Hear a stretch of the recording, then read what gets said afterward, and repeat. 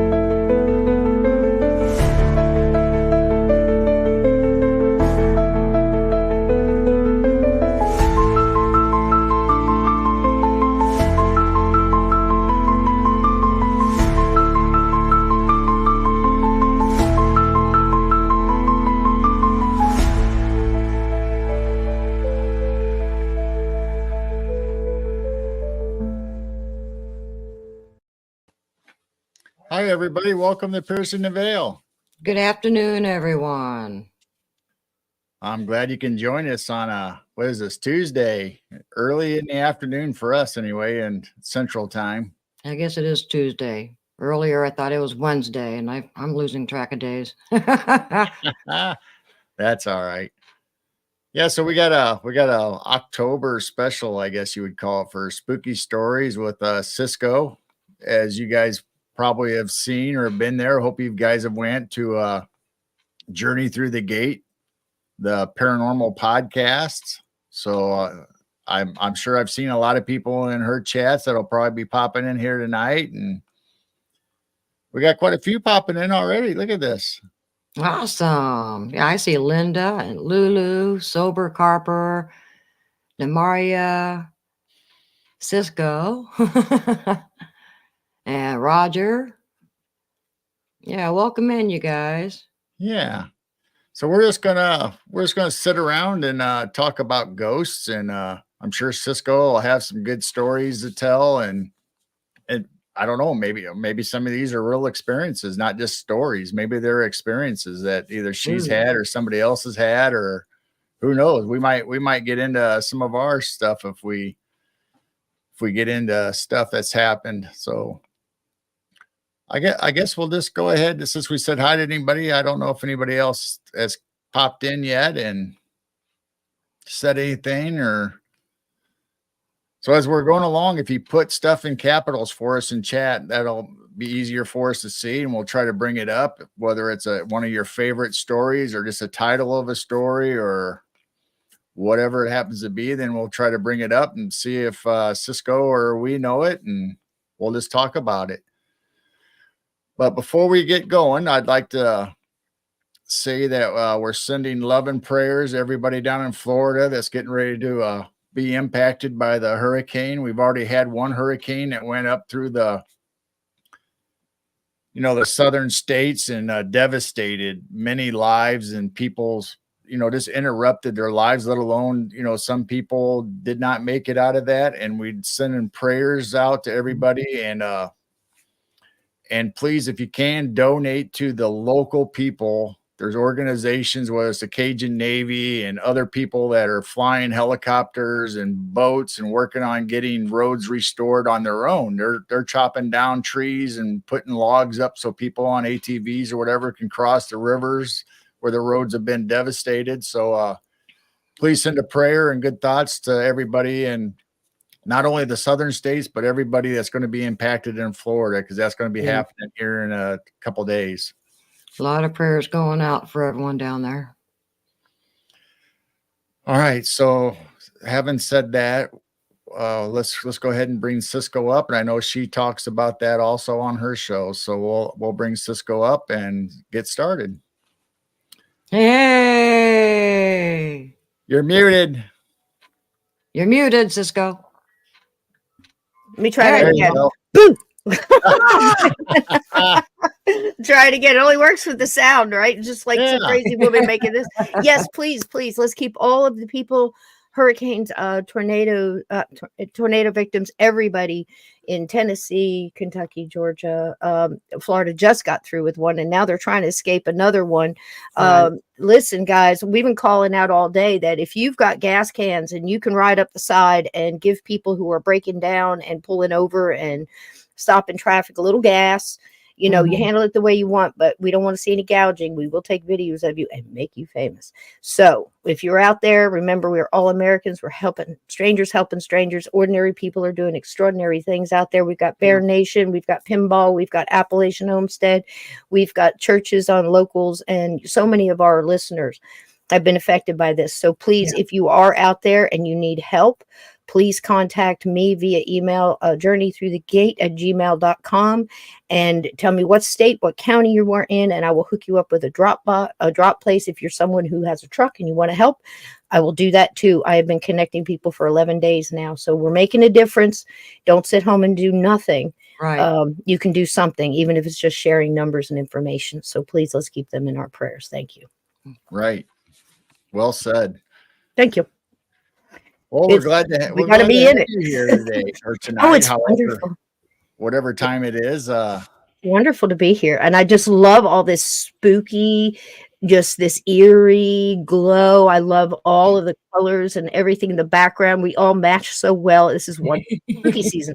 I started a month ago, you know, because I just feel like it's not enough to prepare ahead and create a whole month of shows that are really something a little different. And my big thing is, I know it sounds crazy, but I'm also trying to give people a little relief, a little comic relief, a little escape, a little something. You know, I'll put up mysteries and just sit in the chat so we can all talk. And I think that's an amazing thing that we can have this internet, you know, and we can reach out. I mean, we're all sitting in different places, but it's kind of like we're all just visiting on the front porch, you know? Right. It's nice. Right. Yep, exactly. I love that. You know, we talk about anything from paranormal, the cryptids, the UFOs, the aliens, because that's usually what our guests are into. We hardly ever talk about ghost stories or spooky stuff, even though it kind of has that aspect to it, all that stuff that we talk about, but we never specifically talk about spooky stories. So this is a new one for us, actually. Here I am. You want to hear the first one? You want me to just jump in? Yeah. Go for it. Okay. The first one, so with me, the book I have is called We Are All Children in the Wilderness of the Afterlife, A Guided Tour Through a Haunted Life. I know I like long titles. It is what it is. So the point of it, though, is what do I mean by that? Well, to me, it's like the afterlife is almost the final frontier, like that old, Star Trek, the final frontier. Right. Well, it is. We've pretty much, the depths of the ocean we haven't explored, and I'm sure there's other things, but I think a lot of us, for whatever reason, start on our journey on, if you have abilities or if you've seen things or you've seen other odd stuff and you're trying to put it together. Everybody's got a different experience at different ages. So some kids come into this. Now we can talk all day long about how children are closer to the veil, coming in, being born and not learned that their abilities, they're not supposed to have those. So they kind of shut doors on those things. I think that holds a lot of water there. I mean, that makes a lot of sense because it's almost like society makes you unlearn what you're trying to learn and was coming at you naturally. So I think a lot of people, a lot of kids, a lot of teenagers, preteens, they're really all coming into this and really not understanding. So when I did the podcast, my main thing was to put out for anybody with abilities trying to understand, young people that are, on that road to come this way, meet with some light workers first that can guide you best with what your abilities are. So you don't just say, go buy the Ouija board and hide it under your bed and try to deal with the spirit in your closet, because you're going to run into trouble that way. You're wide open, and you don't know what you're doing. It's kind of like trying to fix a car and you just give somebody a toolbox and say, just go banging at it. Chances are it's not going to work the first couple times. So it's nice to have somebody along the way to do that. And that's what my podcast is all about. That's what Gatekeepers is about. It's not about holding people out. It's about guiding people, holding the door open, guiding them in and going, you're going to love this. You're going to love this journey. And there's people along the way here in this chat or, that you can reach out to that can guide you, just like spirit guides do, I think, in your life. Yep.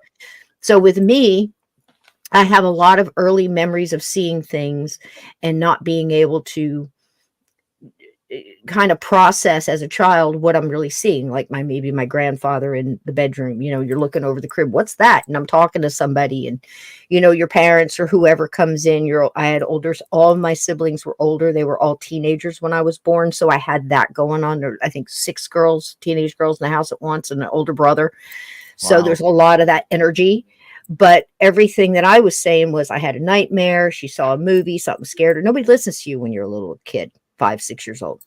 So I was young. My first one that I can really put together that kind of tells a story, and I got little puzzle pieces to the cover of the box as it went along, and I could kind of see the picture better now, 6 years later.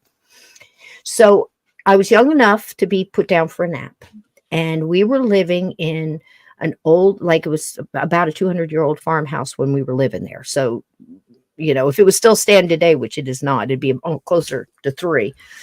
So where I live in New Jersey, lots of the Revolutionary War stuff went on, lots of skirmishes, lots of battles and everything else. And this was in Jackson, which was definitely a cross path for so many different, both sides of the war. And in this farmhouse, the first thing I can remember is I'm in my mom and dad's main bedroom, and I'm in the middle of a huge king-size bed, which seemed huge to me because I'm a little kid. I still remember the white chenille bedspread. Gosh, you remember those? When you fell asleep on them, you get the pock marks and the on your face. Yeah. So it was one of those. And I'm laying there sleeping, and my mom, this was a set up colonial farmhouse. So my mom's main closet had those shutter doors that, you kind of open, they fold, and they have those shutters in them. Mm-hmm. And I remember waking up hearing a crackling, and I promise you it was just like this. I hope it's not too loud, but it sounded just like this water bottle. Hear that crinkly crack? It was like that, but a little steadier. It was just a crackling, almost like an electrical kind of sound. Of course, I didn't know that as a kid. I just heard sound. Right.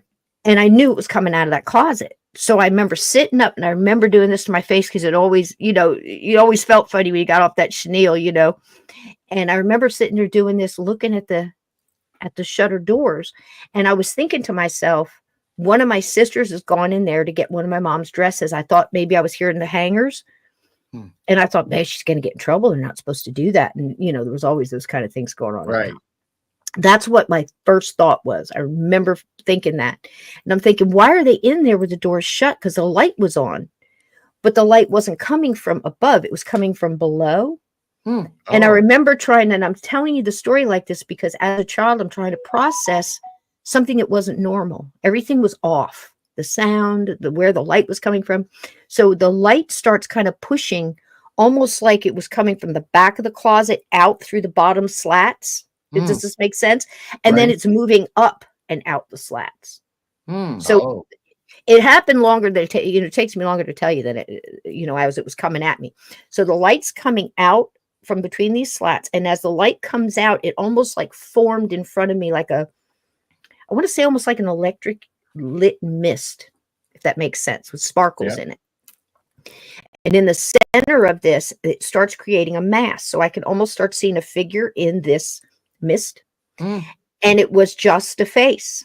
And this whole time it's moving very slowly towards me and gaining size. Okay. So now it's almost right in front of me, and it's a definite face. And it was a young man, clean shaven. He had like dirty brown hair, kind of wavy in the front. I only saw the front, the way it was pulled together. The problem was when his face got right in front of me, and it got very prominent because now I'm starting to see the colors. I'm starting to see his hair color. I'm starting to see, he opens his eyes, and this red light energy came out of his eyes. His eyes weren't red. It was almost like a glow that was the mist, but now it's red coming out of his eyes. Wow. He drops his jaw and like in a scream and just went over me, and I fell backwards. And I landed on the bed, and it went right over me. And as it went over me, I could see he had a ponytail just a head. There wasn't any gore or anything like that. I know it sounds gory, but I don't remember that. I just remember seeing his mouth hanging open, hearing a scream. It wasn't his, it was mine. I fell back. He went over me. When he went over me, I could see he had like a ponytail fluttering behind him. that was tied with a red ribbon. Oh. I'm in a panic. And I just remember these because I kept remembering in my head, my little brain at the time. Red eyes, red ribbon, red eyes, red ribbon. I don't know why I was saying that, but I was, I guess, in trauma, scared. Right. I'm screaming. He's gone. He went right into the wall and disappeared into my mom's fleur-de-lis black velvet wallpaper. Gone. You know, and I'm just screaming. Door flies open. Sisters come in, you know, in all bundle. Swoop me up, and I'm hearing things like, she had a nightmare. What's the matter with her? I'm screaming. They're screaming. Everybody's screaming. They bring me out. My mom's in the living room. What's the matter? What's the matter? Lots of that going on. I'm on somebody's hip. I don't even know which sister at this point.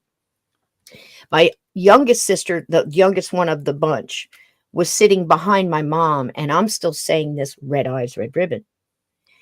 And when they turned me to take me to the kitchen, because I guess my mom said, go get her something to eat, an apple or cookie or something, because that's what you do to a kid that's screaming and shove something in their mouth, I guess. And shut the kid up. I heard my sister say, just like what I saw, Mom, red eyes and a red ribbon. Oh, Wow. So I took that with me as I'm being like, oh my gosh, she saying, you know, and I'm almost like reaching for her as they're pulling me into the kitchen. That was the end of that. You wouldn't think that would be the end of that. But I had a dad who was World War II. He had, at that time, they called shell shock. He was a big man, 6'7", and he liked to drink martinis at 4. So by 5 o'clock, you weren't talking. You were letting him watch Hogan's Heroes or Combat, and you were out of the living room. Everybody's quiet. You didn't want to hear any nonsense. You didn't talk about this around the dinner table. Hey, did you see the, you know, did any heads come flying at you today? You didn't speak of it. He thought it was nonsense and it would start a row. And there was enough rows in that house. So everybody just stayed quiet and we never discussed it among ourselves. Isn't that odd? Wow. Yeah. So the other one I remember, and this will make sense in just a second. Did you have any questions about that one first? Because it's the same guy. It's another part. All right. No, go ahead. Okay. So the next thing I remember now, because my dad was like he was, and there would be a lot of fights and tussles in hallways and things like that. So we were kind of used to that happening. So I can remember when bustles and bangs would start, everybody would run towards that, you know, to try to see what was up. And, you know, because again, all 6 teenage girls and the oldest one was a teenage boy running about 18 at the time. So you can imagine the household. Big farmhouse, big upstairs, 3 floors. Now, my oldest sister got the upstairs bedroom next to my mom and dad's room. So there were 2 big rooms up there. And most of us were on the second or first floor. Okay. So in the middle of the night, it was nothing to hear some kind of like maybe he was having a nightmare and was making a lot of noise or something. So people would run towards it. It wasn't always a fight. It wasn't always bad. You know, it was just nightmares and stuff. So I remember this one night, everybody got up and rumbling around, and they're screaming and there's hollering. And I can hear somebody in the distance yelling, which I thought was my sister, and it turned out to be the oldest sister in that room. There's a man in my room. There's a man in my room. And I can hear banging. So by the time I got there, I'm little, 4 or 5. I'm always on somebody's hip. Don't know whose hip at the time. One of my sisters had me, and whoever had me had a shoe in her hand. I see my other sister. She's a golfer. She had a golf club. The other one had a baseball bat. And I don't know what my brother had, a hairbrush or something. Everybody's in the hallway and everybody's got these things trying to figure out what's going on. And by the time I got there, again, on the hip, I'm seeing flashes between heads and I'm hearing all this screaming, you know, from my vantage point. My sister's door is shut. My brother and my father are doing the old, you know, shoulder into the door, unlock it. And she's just screaming.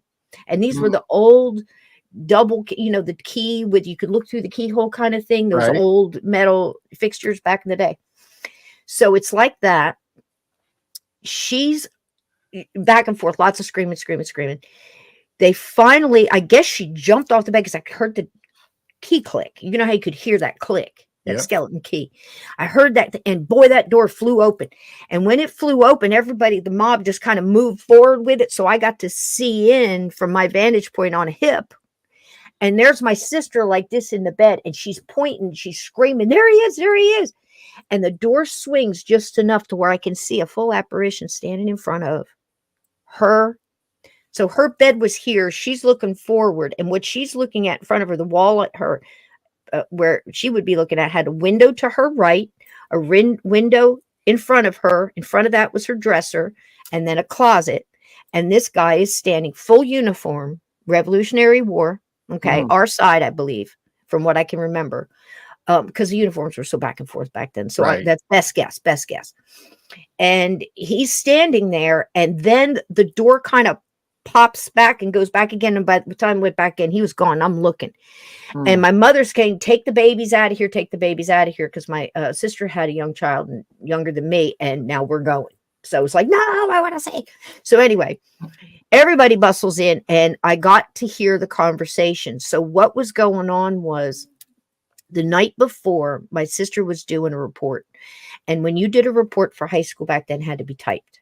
And when it had to be typed, you had to have a typewriter. We had one typewriter, 7 teenagers. You can imagine. Right. So when you were done with the stinking typewriter, you had to hand it off. And in the beginning of this evening, that's what was going on. And my one sister took me from the other one and brought me in, and she was doing Noxema on her face. I don't know if you guys remember that cold cream Noxema. Oh, yeah. It was all the rage in the 60s, along with the Aquanet, I did Noxema. Oh, Noxema. So she's putting it on her face, and she's looking in that, she's standing in front of that dresser I mentioned. The window's over here, and her closet is to the right, and a big mirror above this dresser. So I'm standing on something, I can't remember what, it must have been a chair, and I'm got my hands on dresser, and I'm watching her do her, this Noxema on her face. And she turns to me, and she does a little bit on your nose, where you do this. Right. And then she'd had enough of me. We had a little fun. Now she's getting me out of there because I'm asking too many questions, being a pest. She takes me off to the other sister who just got the typewriter and says, look, I got to get some sleep. I'm done. You got a big day tomorrow. You take her now. Right. So when I was there, when she was doing the Noxema, the report she had just finished, because I still remember seeing the cover page. We didn't have all those little fancy plastic things you put on things. It was just paper, right? Right. In a stack on that dresser. And I remember her moving it out of my way so I wouldn't get fingerprints or Noxema on it, right? That's very important, because now when the door swung, that report was balled up, pages everywhere. Oh. There was stuff. One of them was stuck on the window. I guess with Noxema, I can't tell you what, because there was Noxema all over the mirror, and there was a handprint on the mirror. Okay. Oh. And I know this because they're in there talking about it, and I'm listening to this. This part I did not see. I saw papers on the floor. I saw him for a moment, but I didn't get to see the mirror. It was behind the door. Okay. So my brother, who was also pretty large, my dad about 6'7", I think my brother was probably pushing 6'5" at that time. Big boys. Okay. They're there, and they're saying things like, my dad's thinking my sister did this to cause some kind of whatever tension. I don't know. Right. That's what he's yelling. Those are the kind of things he's yelling.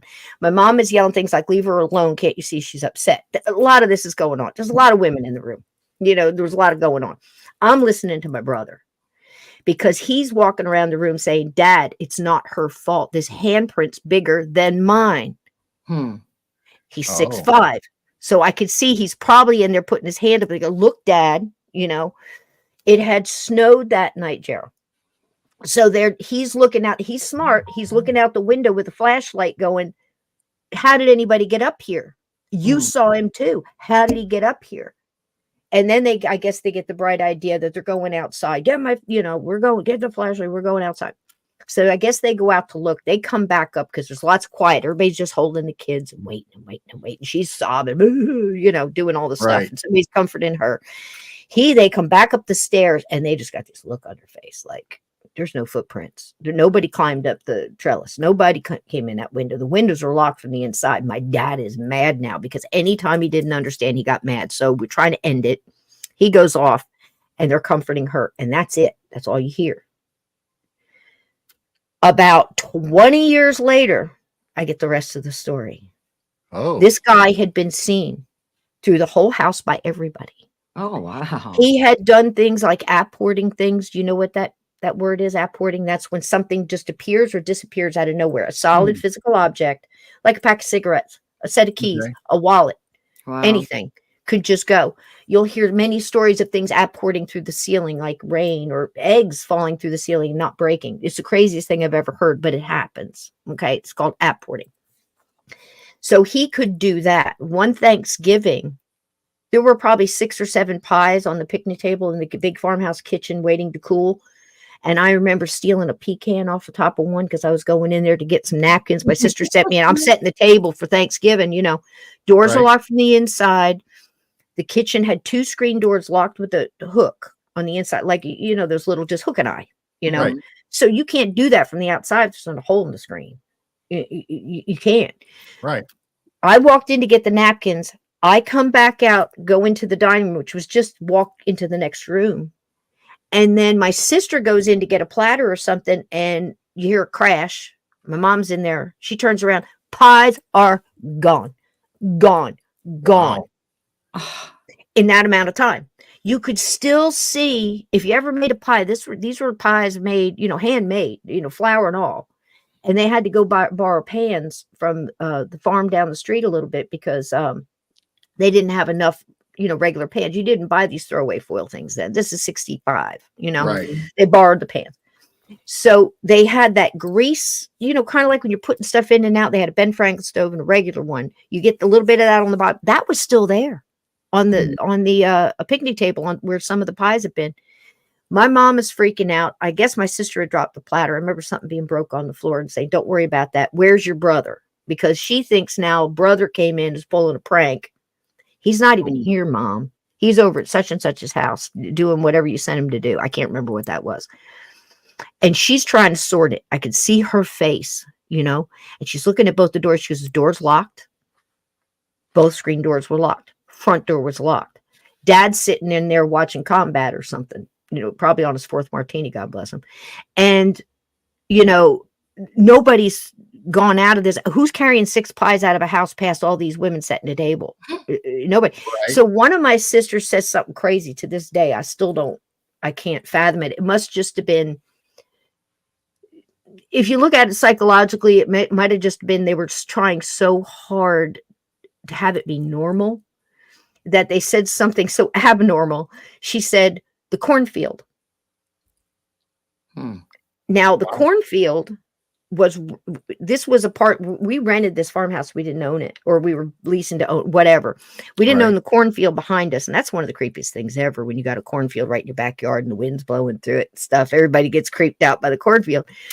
And I remember that's the point where I'm standing in the kitchen. I'm looking at my mom. I'm looking at the broken platter. I look up at my sister, says they're in the cornfield. And I look out the screen door and I see the cornfield. And I see that the wind's just meant. I'm like, cornfield? Why would they be in the cornfield? Who would put pies in the cornfield? I can remember as a kid trying to process. I couldn't.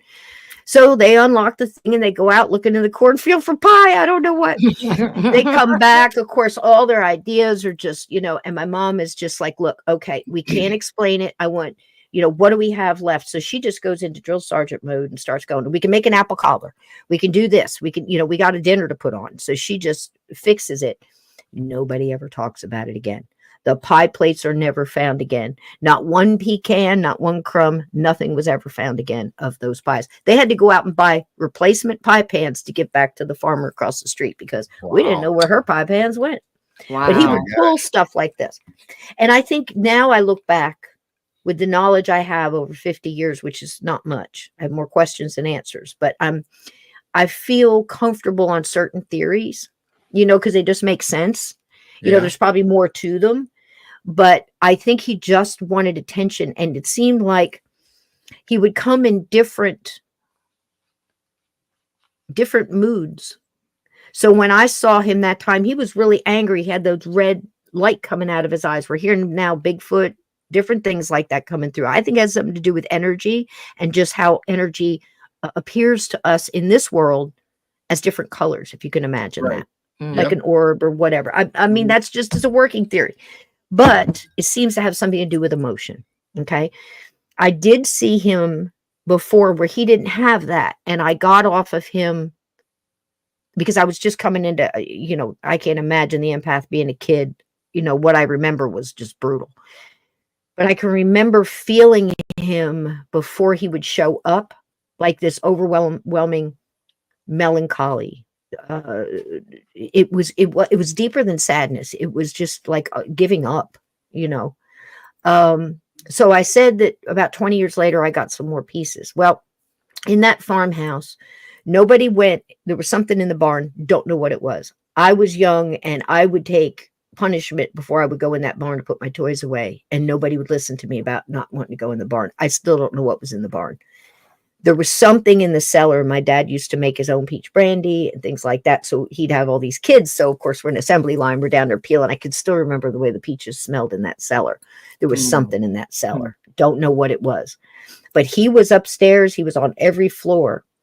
And like I said, nobody talked about it. Now in that farmhouse, bad things happened. We all just split. My mom left my dad. I was young. I went with her. My older sisters kind of bunched up together and they went in another spot. My brother was getting married, so he went off in that direction. Family reunions, you get pieces, parts. Nobody talked about this. 20 years later, I'm at a reunion. I've got kids now. And somebody says, hey, does anybody remember the ghost? It all starts to come out. Now we can talk about it. Some didn't want to talk about it and left the room because it still was traumatizing to them and they didn't understand. But I was able to pick up pieces. And what had happened, my mom told me a little piece of this about 10 years before, and my brother added to it, which snapped it together. My mom had said she had bugged my dad for so long when they were there. She wanted the pantry bigger. And there was a small wall in there that you could knock down and, make it a wider room, right? Right. And he kept hitting on, I can remember him a couple of times punching, well, it's kind of hollow. There's nothing there. It should be easy to knock out, but he would never get to it. So it was one of those nagging until you do it. Now he's half drunk and mad and doing it. So I remember that. And he got my brother to help him. And my brother was one of those where he just said, go get an axe. He didn't ask why. He went and got the axe, and here we go. Get the sledgehammer, go do that. My brother would just do it. Apparently he knocked down the wall. And within that hollow space, they found a burned down candle, some other candles that were in there. I don't know how they lit it. He didn't say, he didn't get into detail.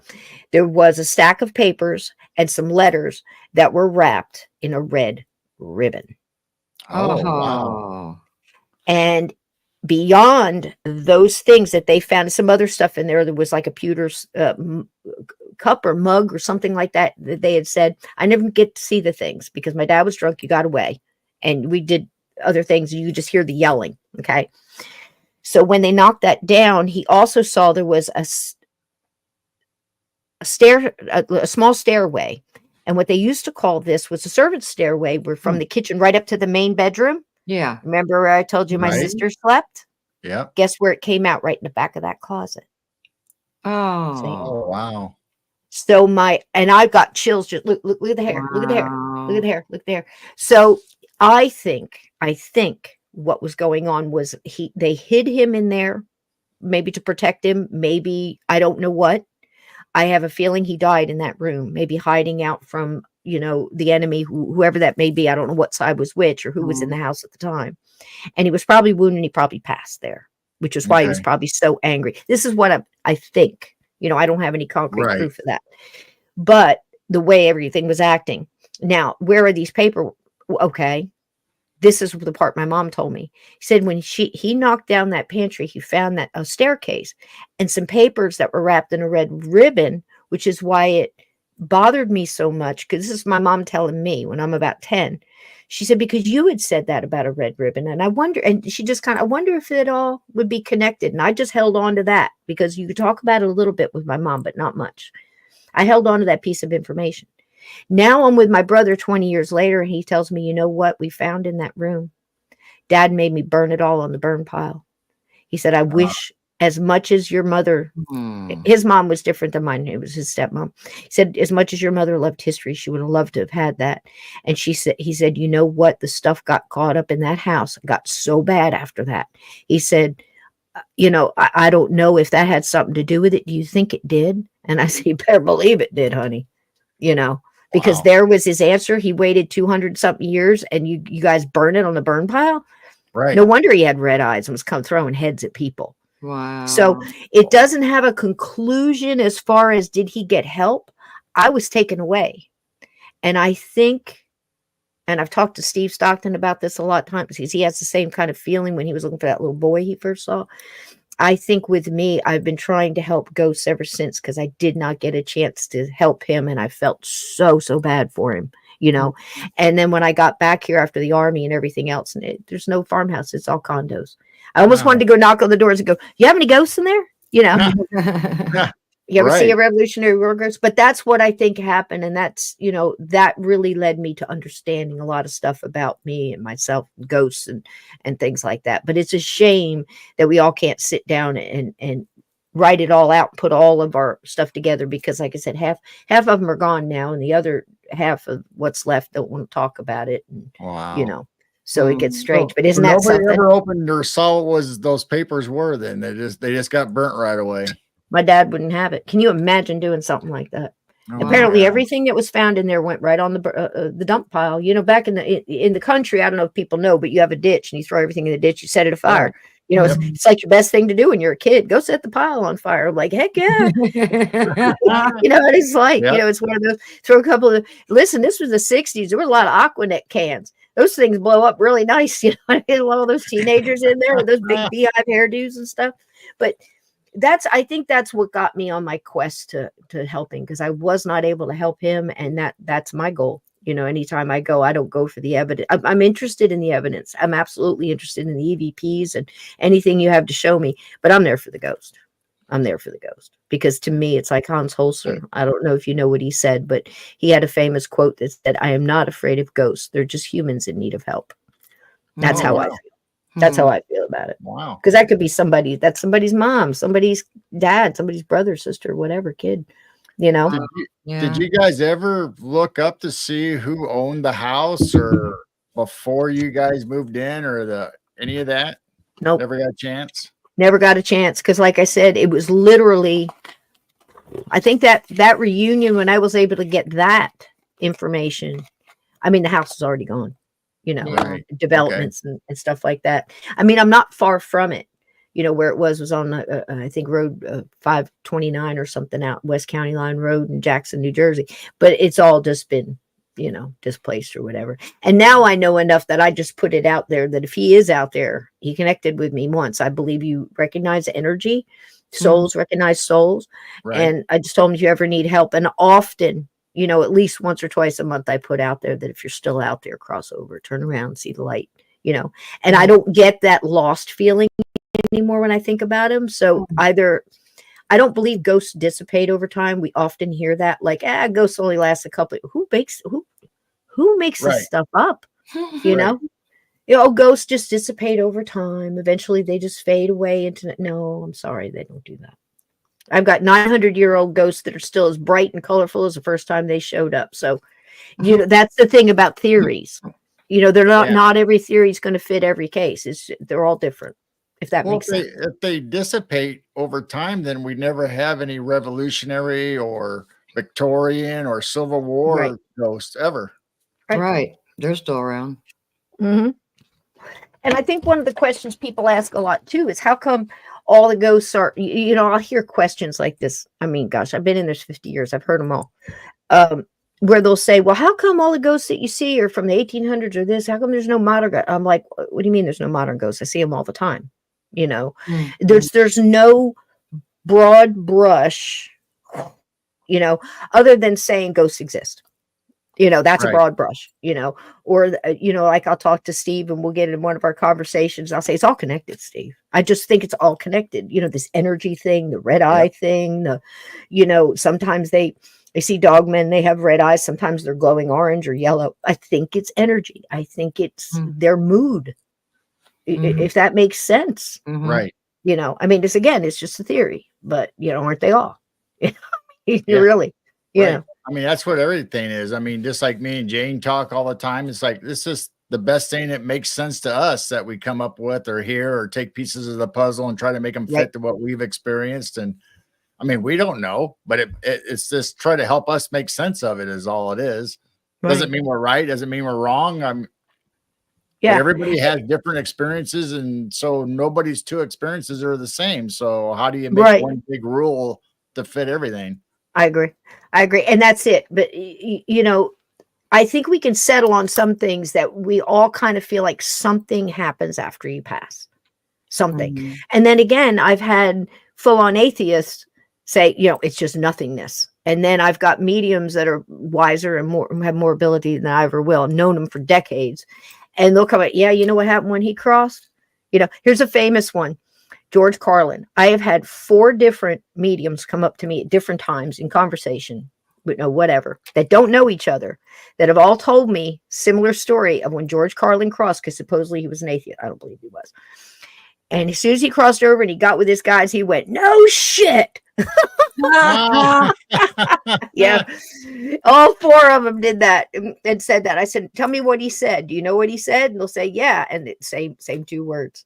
I just love that kind of stuff because it validates it for me, Right. And I think that's so cool that it seems like everybody gets it's just about light and dark, Mhm. light and dark, I mean, Wow. so many different NDEs that, talk about, hey, I was in Yeah. darkness till I realized there was light and I looked up to the light and then I started recognizing the light and it got bigger and bigger and bigger before I knew I wasn't in the dark anymore. Well, you don't have to die to realize that. You can do it right now. Right. You know what I mean? Yep. Now, I've pull been yourself out. interested in near-death experiences for years. I just Isn't it love wonderful? listening to those stories on what they experience. And this body just dies. We don't die. There's something even more beautiful than this place when we Mhm. get past here. That's my goal, sweetie. That's my Yeah. goal. That's why I said, look, Mhm. they asked me, why aren't you still doing all the iTunes and all that? It's because, like I said in the beginning, when you're just editing, I love talking and interviewing people. And a lot of people like that format where it's just me and them. And we're, I'm highly researched on the subject and we're just battling at it. I love doing those, but I love connecting into the live and the live chat because one, you're getting the energy off of that, the questions, the wisdom that's coming out of, the chat as well. But you also have a chance to reach out and reconnect and throw that light out there. If we're going to talk about something really dark, I can go dark. I'll tell you stuff to give you nightmares, Yeah. but it's once you do that, you got to come back out. You got to vibrate out and get back into the light. Cause I don't want to let people go 2 hours after, demons under my bed and then let them go in that vibration. I got to release Right. them back into the world on a higher vibration. We're going to dance out of here. We're going to sing. We're going to laugh, because we have to realize the dark is there. You have to know your enemy, but you don't have to carry it around on your back. Mhm. Does it make Yep. sense? Yeah. And it's so easy to get rid of it, and that's my point, to empower people with that knowledge, that they don't have to be wondering why I'm seeing these things. There are people out here that can guide you and I can hook Yep. you up with them. We've got them all over the world. And that's why helping with this hurricane has been more simplistic for me because I already had the chain of connection. I'm like, where are you? What county? I have people there. Do you have a car? Can you get to this drop-off point? Can somebody on the block take one car and go pick up for all the families? Get a list of what you need. I got people there. And just That's being able to hook. So it's really neat how in the paranormal you have a lot of ex-military, a lot of police officers, a lot of people that love that investigative part, and then you just got all these people overlapping, and it was just such a neat thing to see everybody coming together to be able to do this. It's been amazing. Mhm. Wow. But it's the Nice. same thing. I think that's one thing you have to do. You have to reach out and create that paranormal chain because, again, people will call me up or they'll email me, Sysco, I got this, there's a ghost in my Rice Krispies or something. And they'll call me up or they'll send me an email, and I have a standard way I go about it. Okay, is it active now? What are you doing? What's going on? Did you go anywhere? Did you call anybody? What'd you do? Let's find out how it is. Give me the brief of it. And then I tell them what really makes them angry. Stop talking about it. You've told me. I've got it from here. Stop talking about it. Because I'm telling you right now, as you're telling me that, and people get so mad, I'm like, stop talking, because I can actually feel it behind them pulling on that Mhm. fear, that Okay. anxiety. It's feeding them. And I said, what it's doing right now, ma'am, I've told you 4 times, I don't need to hear anymore because I'm not coming. You're in Colorado. I've got 3 groups that I'm going to send to you, and they will not leave till this is handled. They don't play, but you must stop talking about it, because what it's doing is gaining energy as you speak, and it's going to go attack your kids because it knows that's what makes you the most upset. And it's going to get more energy off you, and it's going to keep doing this because now you're asking for help, and it wants to come over here and bother me, but this is where he dies because I don't play that mess, because they'll know ahead. If you're going to help that person, they'll come to you the night before or whatever, trying to, don't do it. Well, we're going to do that. No, you're not Oh, stuck. okay. They will. Wow. The strong ones will, the bad ones. And that's not just entities. That's also human spirit can do that. Not all of them, because they don't know they can. Wow. There's that broad brush. Yeah. Do you remember the movie Ghost? Yeah. Patrick Swayze. Yeah. Okay. Right. This is a perfect example. Yeah. Do you remember how long it took him to get that penny up the wall and how hard he had to try? Because he Yep. was going at it with his human mind, and he was in the world, Yeah. still earthbound kind of. He was tethered Right. to that.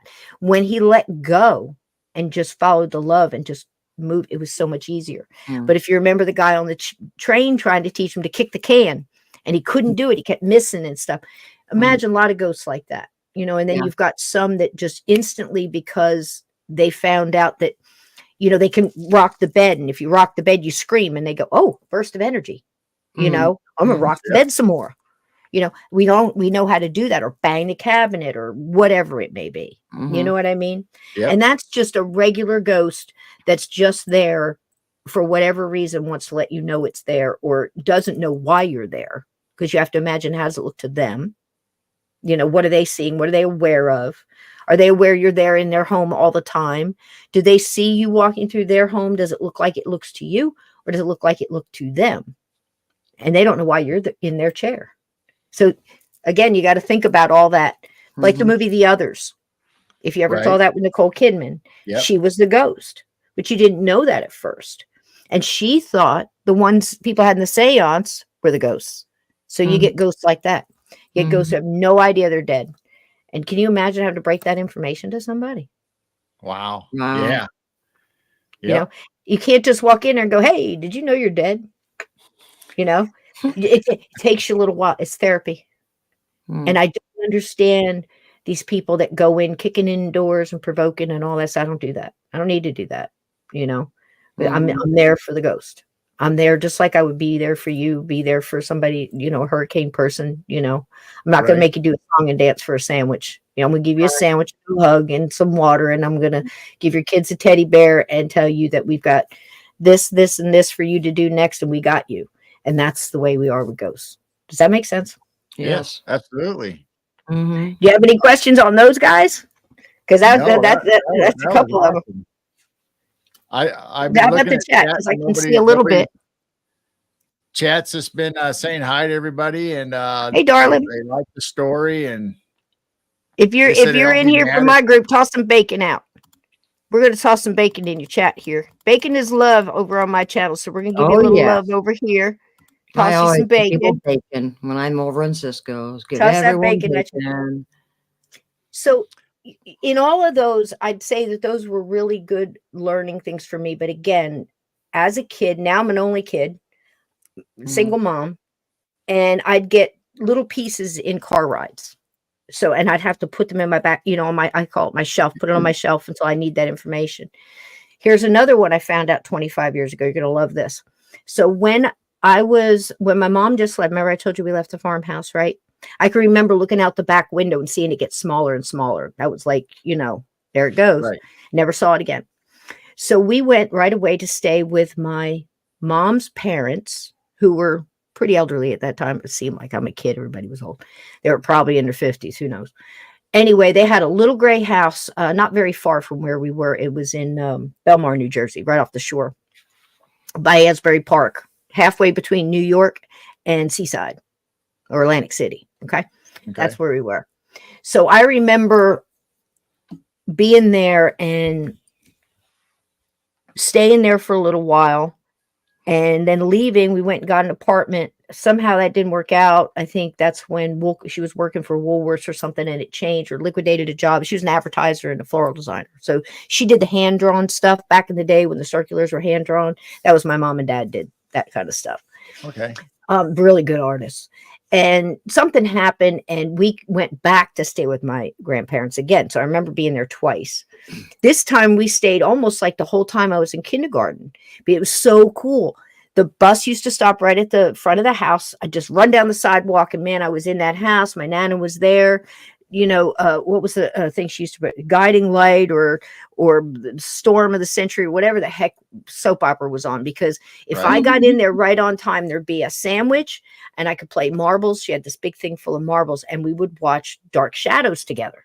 Remember Dark Shadows was on with Barnabas Collins and all that. And she'd watch it with me. It was great. I can remember that. And then I remember she would say stuff like, go downstairs and grab an apple. We had down this typical cellar stairs where you have to go halfway down the darn stairs to pull the string to turn on the light. And the stairs are hollow, so doggone well the swamp monster that lives under the stairs is going to grab your ankle if you don't move fast enough. It was one of those. So you'd get down in there and I'd go and I'd grab an apple. I'd hear the singer sewing machine going on in the back. And it was really neat the way they had the cellar set up. So you've got root cellar to the right of the stairs, and it was baskets of potatoes and apples and things like that. And then jar stuff. I can still remember the corn relish and all that stuff on the shelves. And then to the left was my granddaddy's workbench. He was a machinist, worked for, I can't remember the name of the place. Bendix. It was like his machine place. It was just here. It was so around for years and probably gone now, or China bought it. Who knows? Either way. That's what he had these big hands and these cool tools, and he had like the hand crank drill, what I mean? Those kind of things, all that kind of stuff. And he would always tell me, don't touch these things, can hurt you, but you sit on the bench and you can watch me and I'll show you how it works. And I loved that when he was there, and that cellar was so cool. So even in the beginning of school, it's still hot, September, October, that's when we went back. And it was still hot and the house didn't have any air conditioning. So I would hang down in the cellar. So whoever was there for me to hang out with grandpa or great grandma in the singer sewing room. Okay. So I would go in there and I'd pull this like makeshift, like little curtain that they had back in there. She'd be on that singer sewing machine. It was one of those where you push it with the lever and it would make the thing go up and down. Right. And whatever mood she was in, I'd get a story about what she was working on. I'd get a story about the blue shirt that her husband wore to the county fair. And he looked so good. He smelled like bay rum. I'd hear all the stories because what she was doing was taking all these old clothes and making patches, making a love quilt. You know what I mean? Yep. And she would tell me about the pieces. She would do this was, such and such as flannel. You know what I mean? It was so cool. And I love the stories. Sometimes I could sit on her lap and she'd let me put my feet on her feet to push the pedals. And she would tell me about don't get your finger caught in it. And then we would do other things because she was Lenape and Cherokee. She had long braids, long gray hair. She would teach me the rabbit dance. She taught me how to speak a little Lenape. She would teach me all these different things. She would teach me the songs. She would taught me how to plait hair. I can still remember the way her hair, I couldn't get over how some of it was so soft and some of it was coarse. The dark gray was, I can still remember how it felt. Yeah. And she would tell me, she'd do this to me, Jane. She would take my face and she'd put her hands and she'd say, feel. And she had all these deep wrinkles. She was, like in her 90s and her face. And she said, I don't know why these young women, they want to pull all these wrinkles out of their face. She said, this is your journey. This is your map of your journey. This is where journey comes from in my title. It comes from her. This is your journey. This is your map. Why would you want to erase every smile you ever smiled, every frown you ever frowned, every tear you ever cried? And it made so much sense to me. She says, we don't do that. We're proud of where we come from. Don't ever forget who you are. Don't ever forget who you are. And I wouldn't. And I would take my apple. Okay, I got to get back to work now. I'm like, okay, back up those rotten stairs I'd go. And the next thing, day goes on and it would happen again. Zap forward to that same, whatever you call it, family reunion where I found out about the papers. Right. Okay. Well, that's when I hollered out to everybody and said, hey, whatever happened to that old singer sewing machine? Because Grandma and Grandpa's house wasn't there. It was an old Sears house. He built it with his own hands. How they could ever let anybody touch this is beyond me. Because I'd still be there in the front yard tied to a tree at this point. I would never let them touch that house. Well, they had to make a causeway and they went to get all this happened while I was gone in the military. I had no idea any of this happened. I came back, everything's gone. And he said, well, that singer sewing machine went with all the other stuff. And then they're yapping on and talking about everything that happened. Well, nobody told me it was going either. But, when Grandpa died, Grandma they gave her money and she put her in this little apartment. It's okay. Well, that opened up everything else. And I started saying, man, I would have loved to have that sewing machine, just at least know where it went, because man, I had so many memories on that. And my other sister's sitting on the couch, they're looking at a family album, a picture album, the big ones where you sit on the lap and everybody looks, sits and looks at it together on the couch. And I said, I would have loved to have that. And then my other sister called out to me and said, well, I can't, did you ever live there? I'm like, yeah, we lived there when I was in kindergarten, because a bus used to drop. Remember, I told you, the bus dropped me off. Right. I knew it was kindergarten.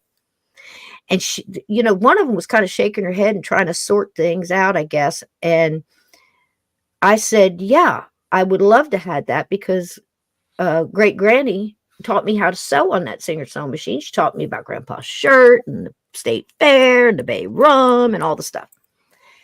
Well, one of my sisters, the one that was kind of trying to figure everything out, slams that picture album closed, puts it on the table like this. And she said, that's it. I've had enough. I'm like, well, here we go. Wow. And she says, and I thought she was, right away, I thought she was jealous, because everybody in that house, I'm telling you, noses out of joint all over the place, constantly. And I thought she was jealous because grandma spent some time with me. I don't know. She says, you never did that with grandma. So what do you mean I never did? Of course I did that with grandma. So she told me about this, and I named a couple other things. The time she hemmed that dress and had to take it back up, put it back down. Somebody had to hand me down so many times. She was laughing about it.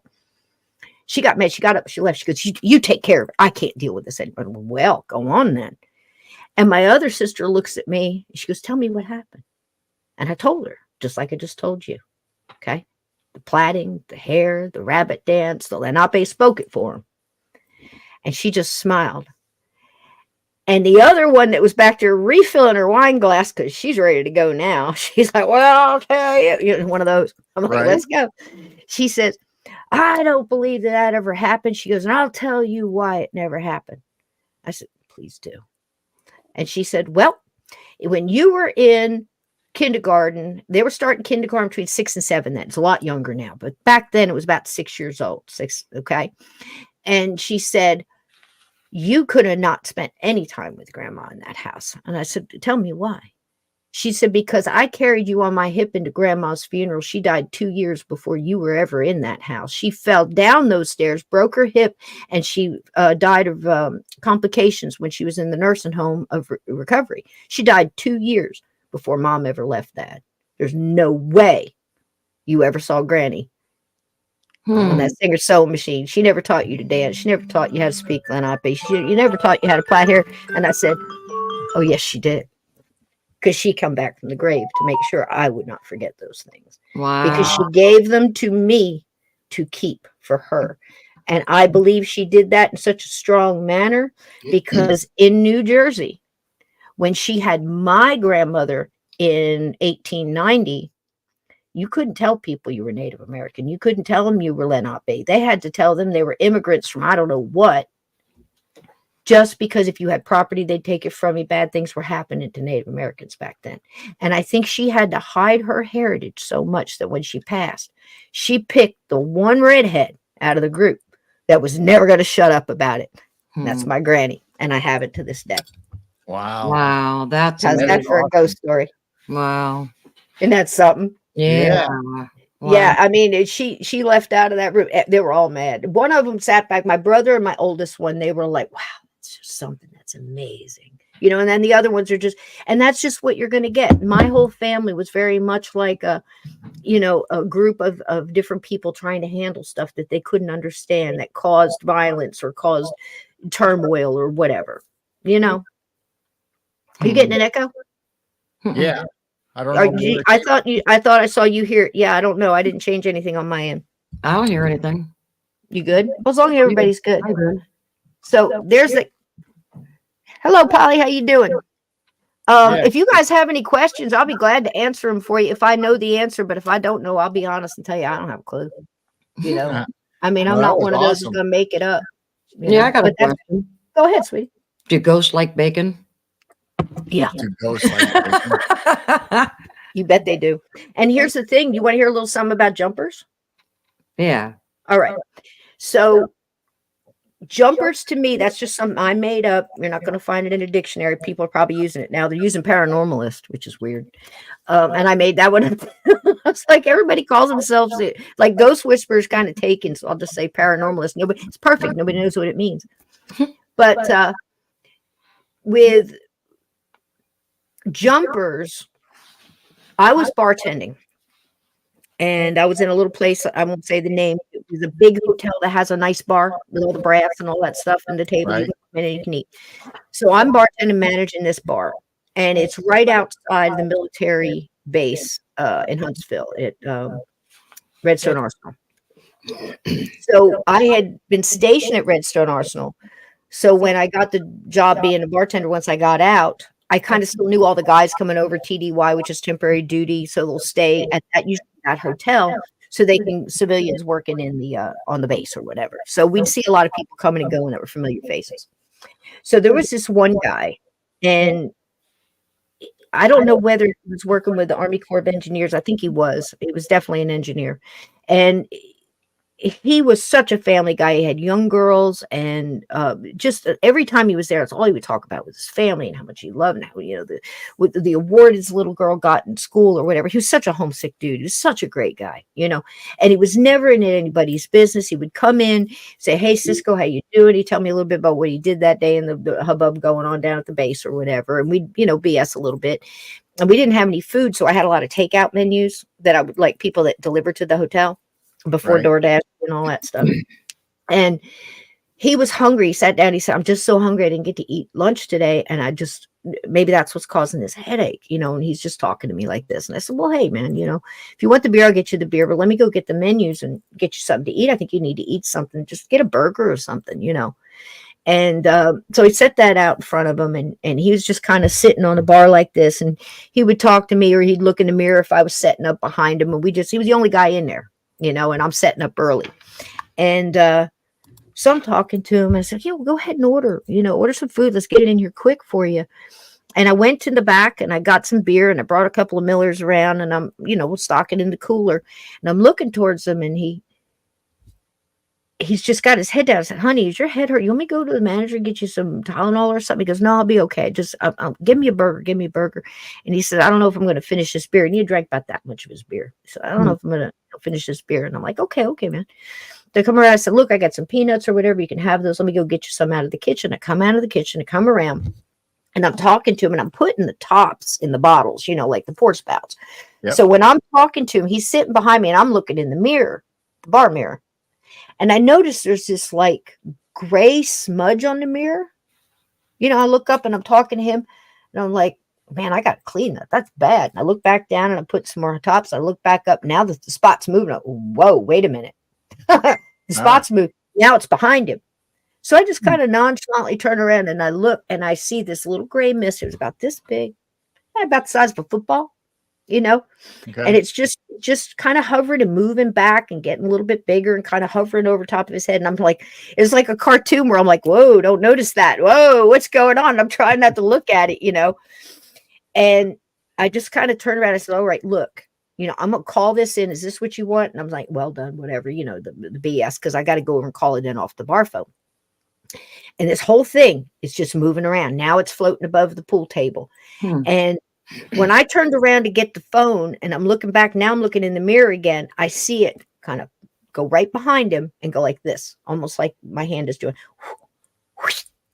Now it's in him. Oh, And his whole body just kind of does one of these. And then very slowly, kind of look, this is so creepy. Just to retell it, very slowly, he kind of lifts his head. And as he's doing, he's unbuttoning his sleeves. He's got a flannel on.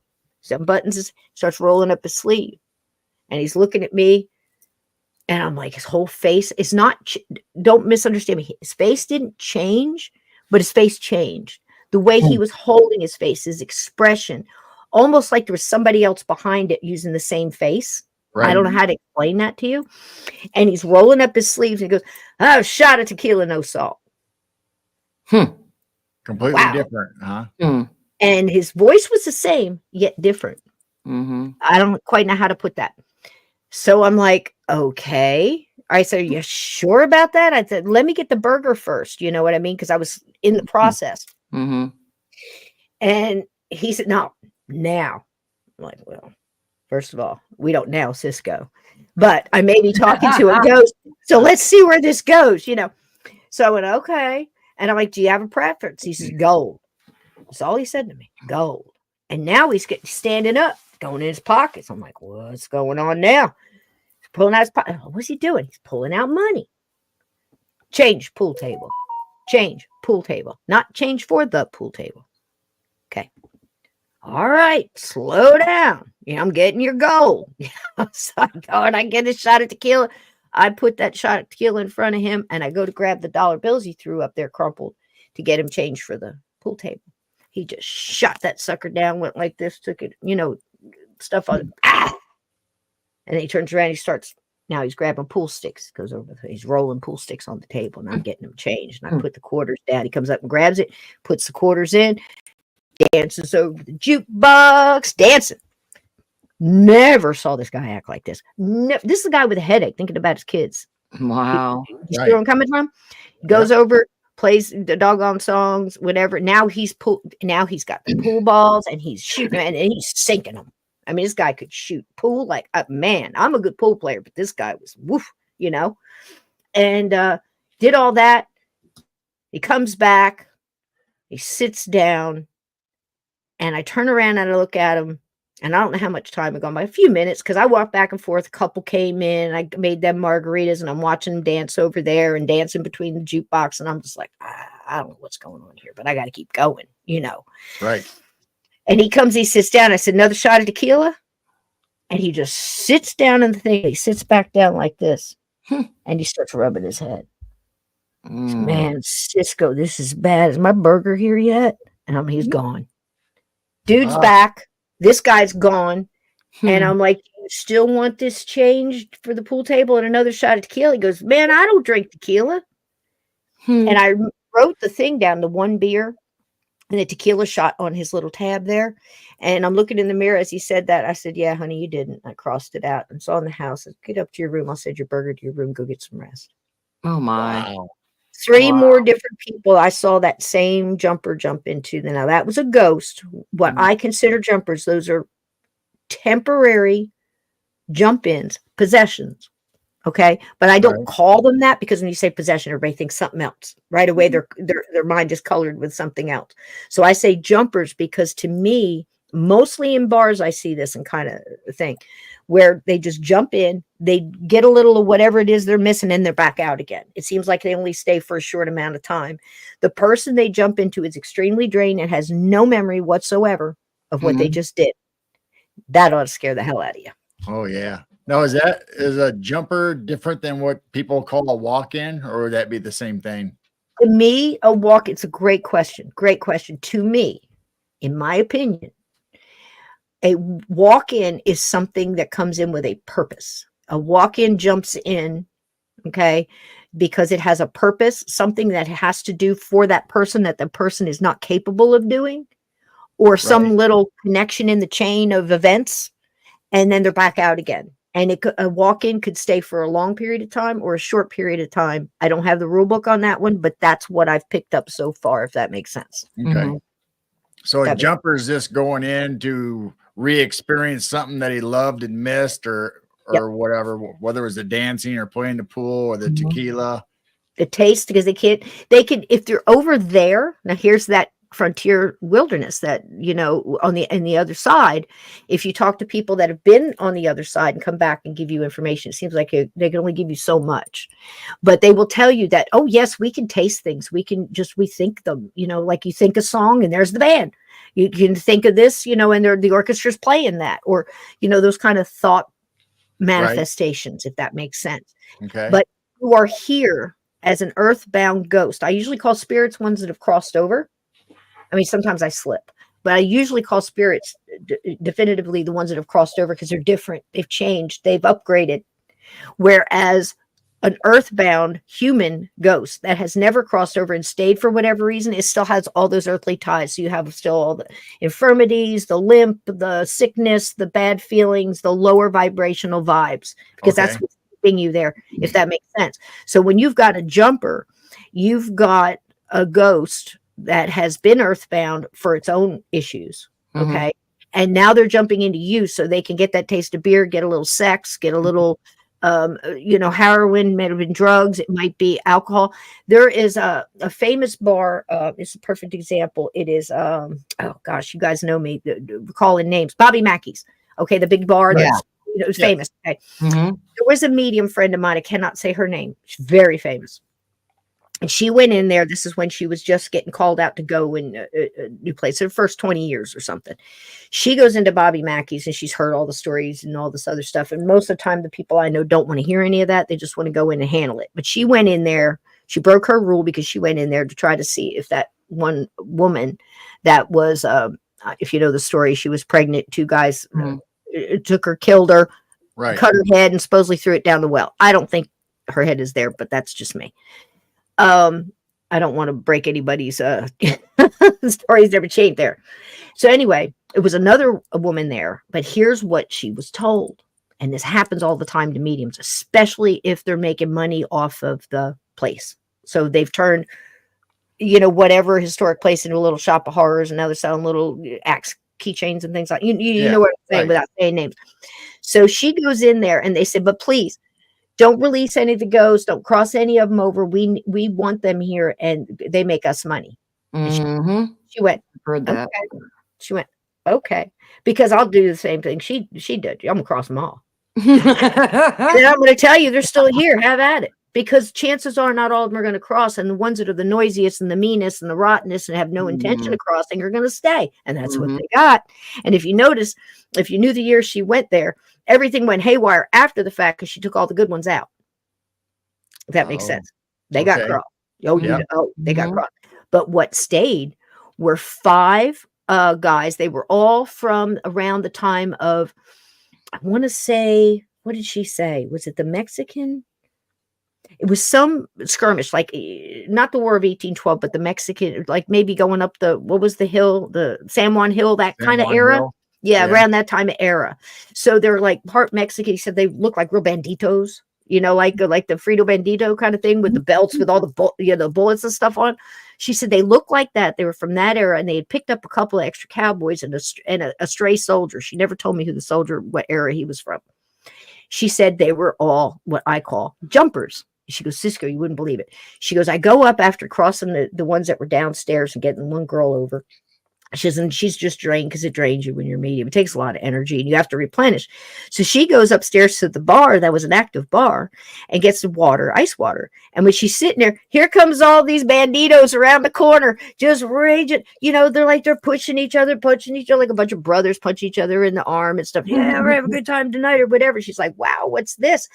And they were all shocked when she's sitting there at the bar with her water and she's watching them all come around. It's like, wait a minute, you could see us, It's great to have one of those. I said, yeah, I see you. I can hear you too. She goes, you guys are up to no good. He says, man, we're getting ready to get started. They're jumpers because they like to fight. So they jump in, get a couple of beers, and get a couple of guys to go fisticuffs, and then they jump in and they get their good bar fight, and they have a blast. They go around slapping butts and having the women slap the guy. They do all that kind of stuff, and they have no intention of crossing over. They're going to be doing that for eternity. And if that thing turns into a Walmart one day, I guess they'll be doing that. Isn't that crazy? Yeah, it is.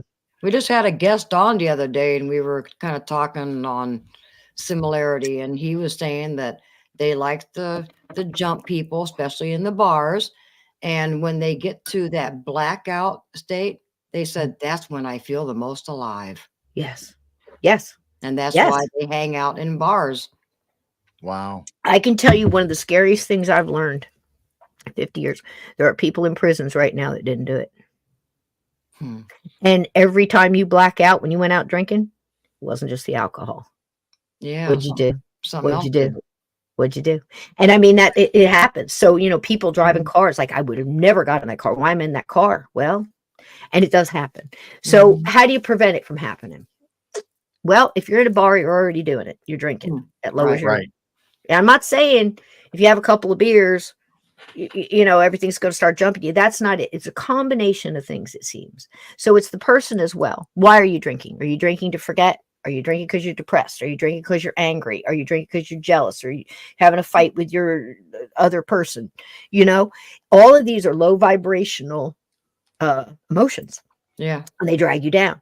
And if you happen to have a cold at the same time, or you happen to have some other kind of thing, like you're trying to work on, like say you're generally a good guy, but things aren't working out for you. So you're thinking about maybe doing something else to make a little extra money that your moral compass says you probably shouldn't do.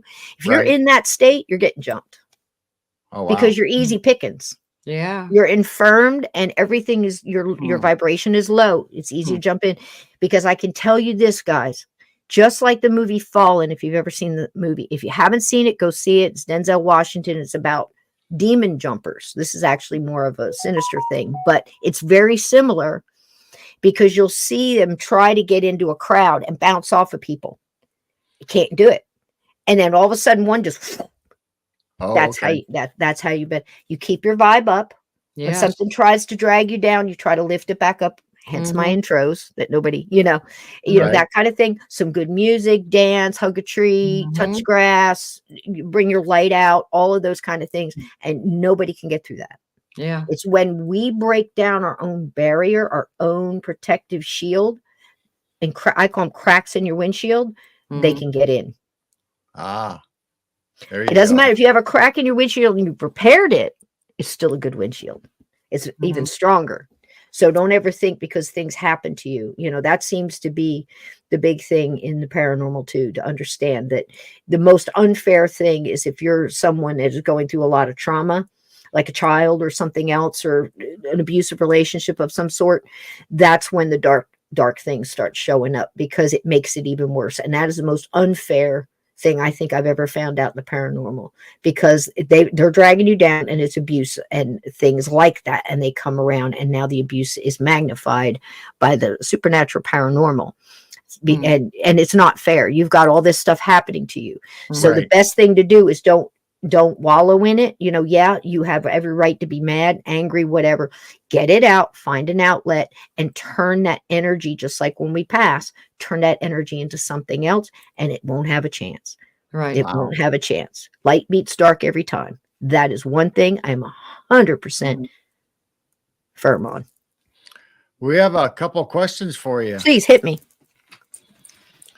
Erin wants to know about a friend told me she had a dream of a car wreck with her son about 3 years into the future, and is now having constant thoughts of preparing for death. My sense was a ghost attachment. Okay, Erin, this is what I do right away.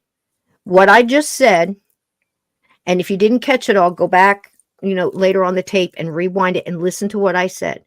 You have to get that person above the line. So what do I mean about the line? Now, this isn't mine. This is Pamela Locke's, and I love the way she says this. She says, imagine a line, draw a line on a piece of paper. Below that line, write every dark emotion you can have: jealousy, hate, anger, fear, want, whatever it may be. Lots of lower emotions. Then I want you to go above the line and write all the high-end emotions: love, joy, all of that. Any happy thing that can bring you. Okay. What we need to do is get her above the line. Once we get her above the line, every once in a while, her foot's going to dip. Like things will grab at your ankle, try to pull you down. Things will happen. You lose your keys. You can get mad. You got road rage. Somebody said something at the office.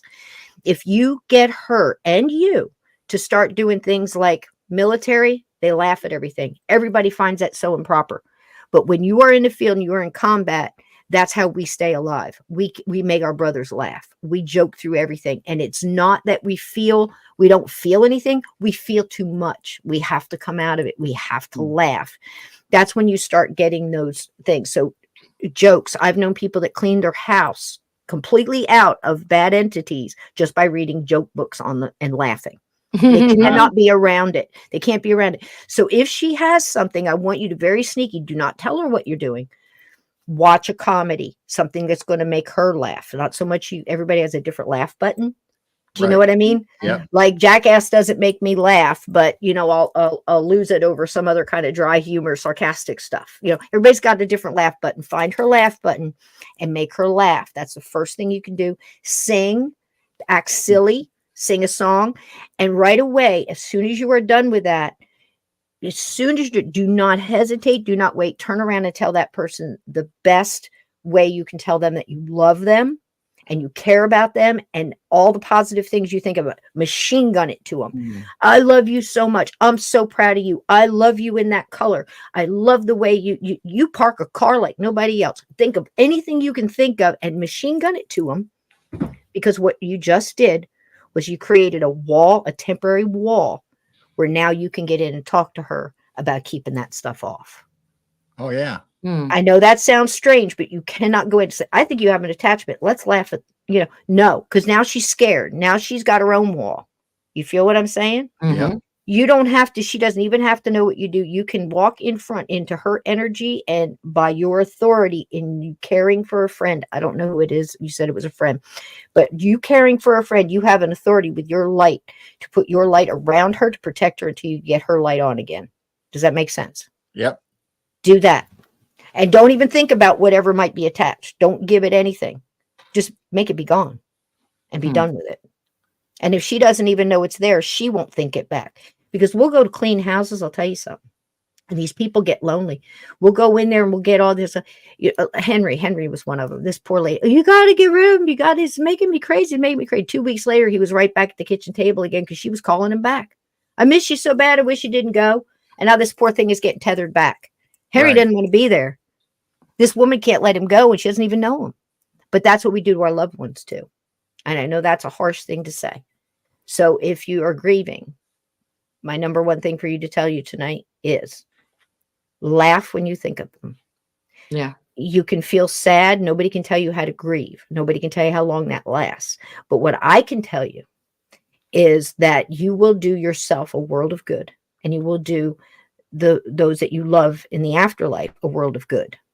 If when you think of them, you could be sad. Gosh, I miss you so much. Remember how good you looked in that green sweater? By God, you just turned the town red when you put that sucker on. Remember that time we got ice cream and we were laughing and it fell on the sidewalk and we just laughed? I want you to end it with that.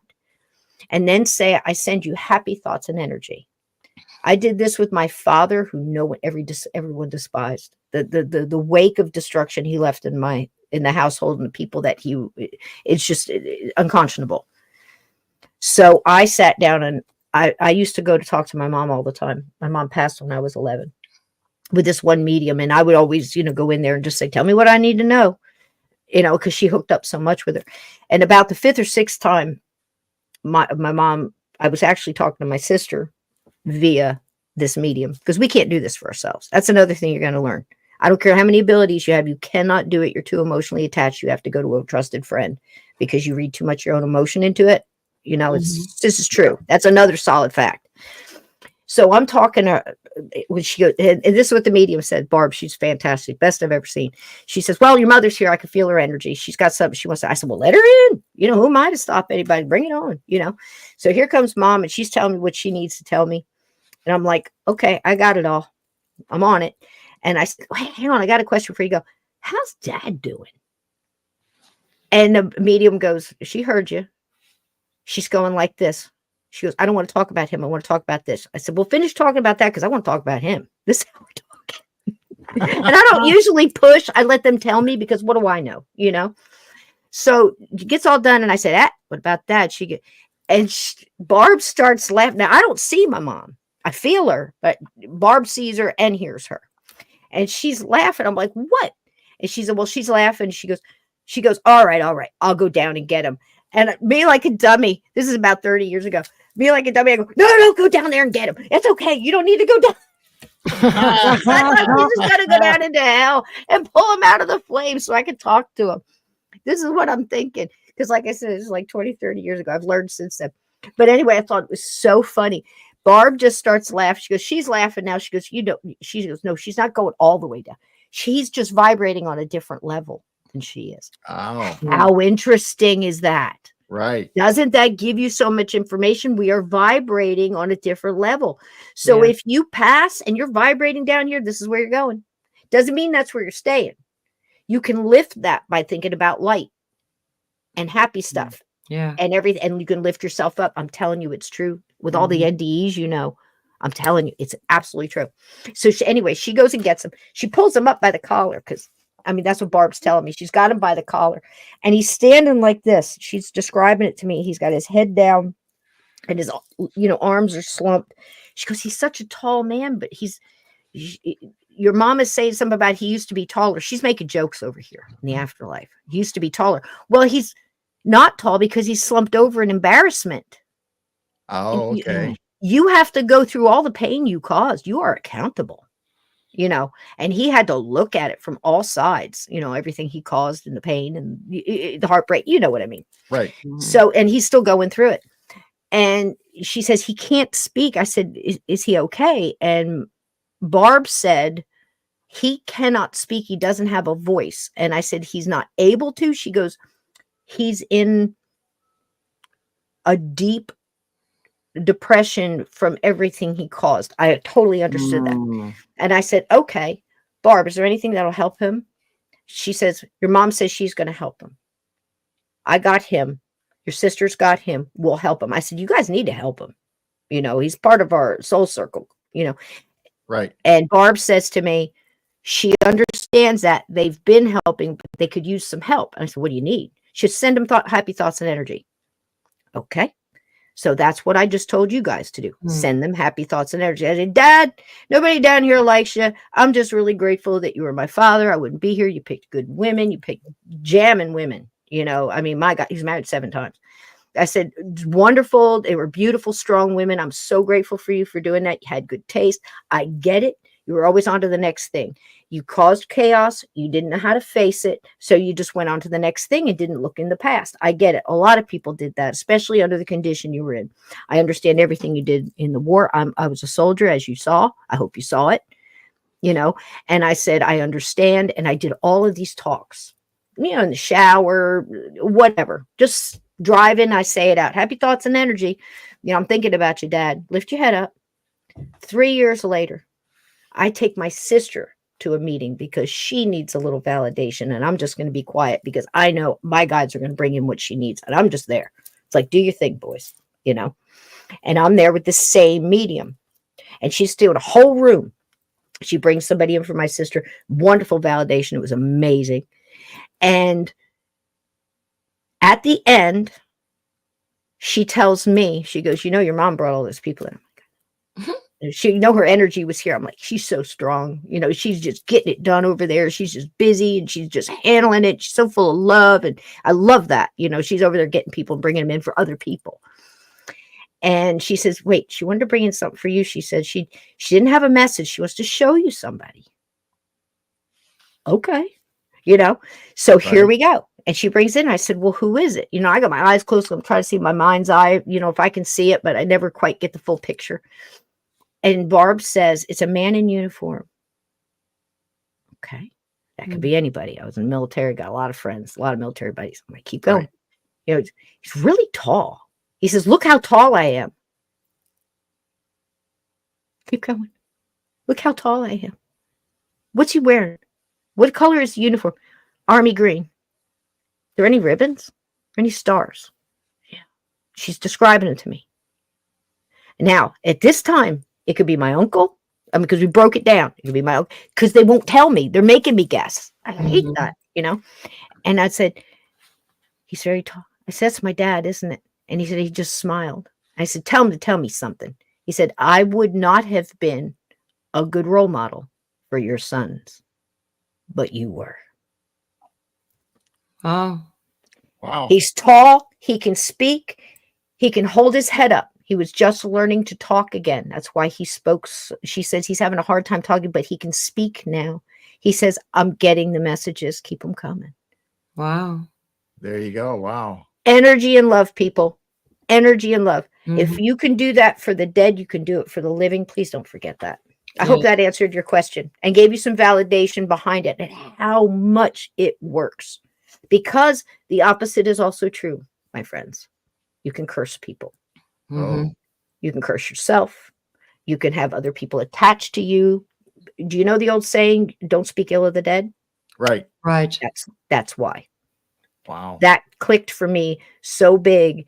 I'll tell a real quick ghost story here. Young man, actually a youth pastor, very, very connected, and he's got strong faith, young kid, 3-year-old boy and his wife. They move into his mom's old house.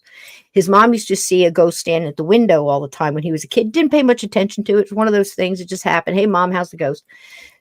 He gets the house, doesn't think anything of it. Well, he only heard his mom talk about this female ghost dressed in like the 1920 type of outfit, flapper kind of thing, looking, staring out the picture window like she's waiting for somebody to come home. And she'd fade away. He didn't think anything of it. Well, now he's here about 6 months and Mom's passed. And he's got his young son and his wife, like I said. And he would wake up and he would see a really angry male ghost, 20, 30s, around that age group, dark hair, the whole thing, kind of like I was seeing the head come at me. He didn't say anything about red eyes, but he said a lot of anger, a lot of, you could feel the energy, you could feel it. And he would like come at him and hover over him. He'd wake up and things would be banging and just unruly. So speeding along in time, he gets some good help. He finds out about the woman at the window. She had died in a car wreck. We got her cross. That was simple. She just needed a little guidance. And now we've got this guy, and they were trying to sort out who this guy was. Well, what happened? One morning, he's sitting at the table, and being a youth pastor that he was, he's very in tune with his community and everything and who's what and everything. Well, a family in his church got killed the day before, a pregnant mom and 2 kids in a car. A car ran a red light and T-boned them and killed them and killed the driver of the other car, a drunk driver. Okay, that had been, I think, if I remember the story correctly, I think he had been caught a couple times before. So it was an extra agitation. Like, what are you doing? And you just killed this beautiful family.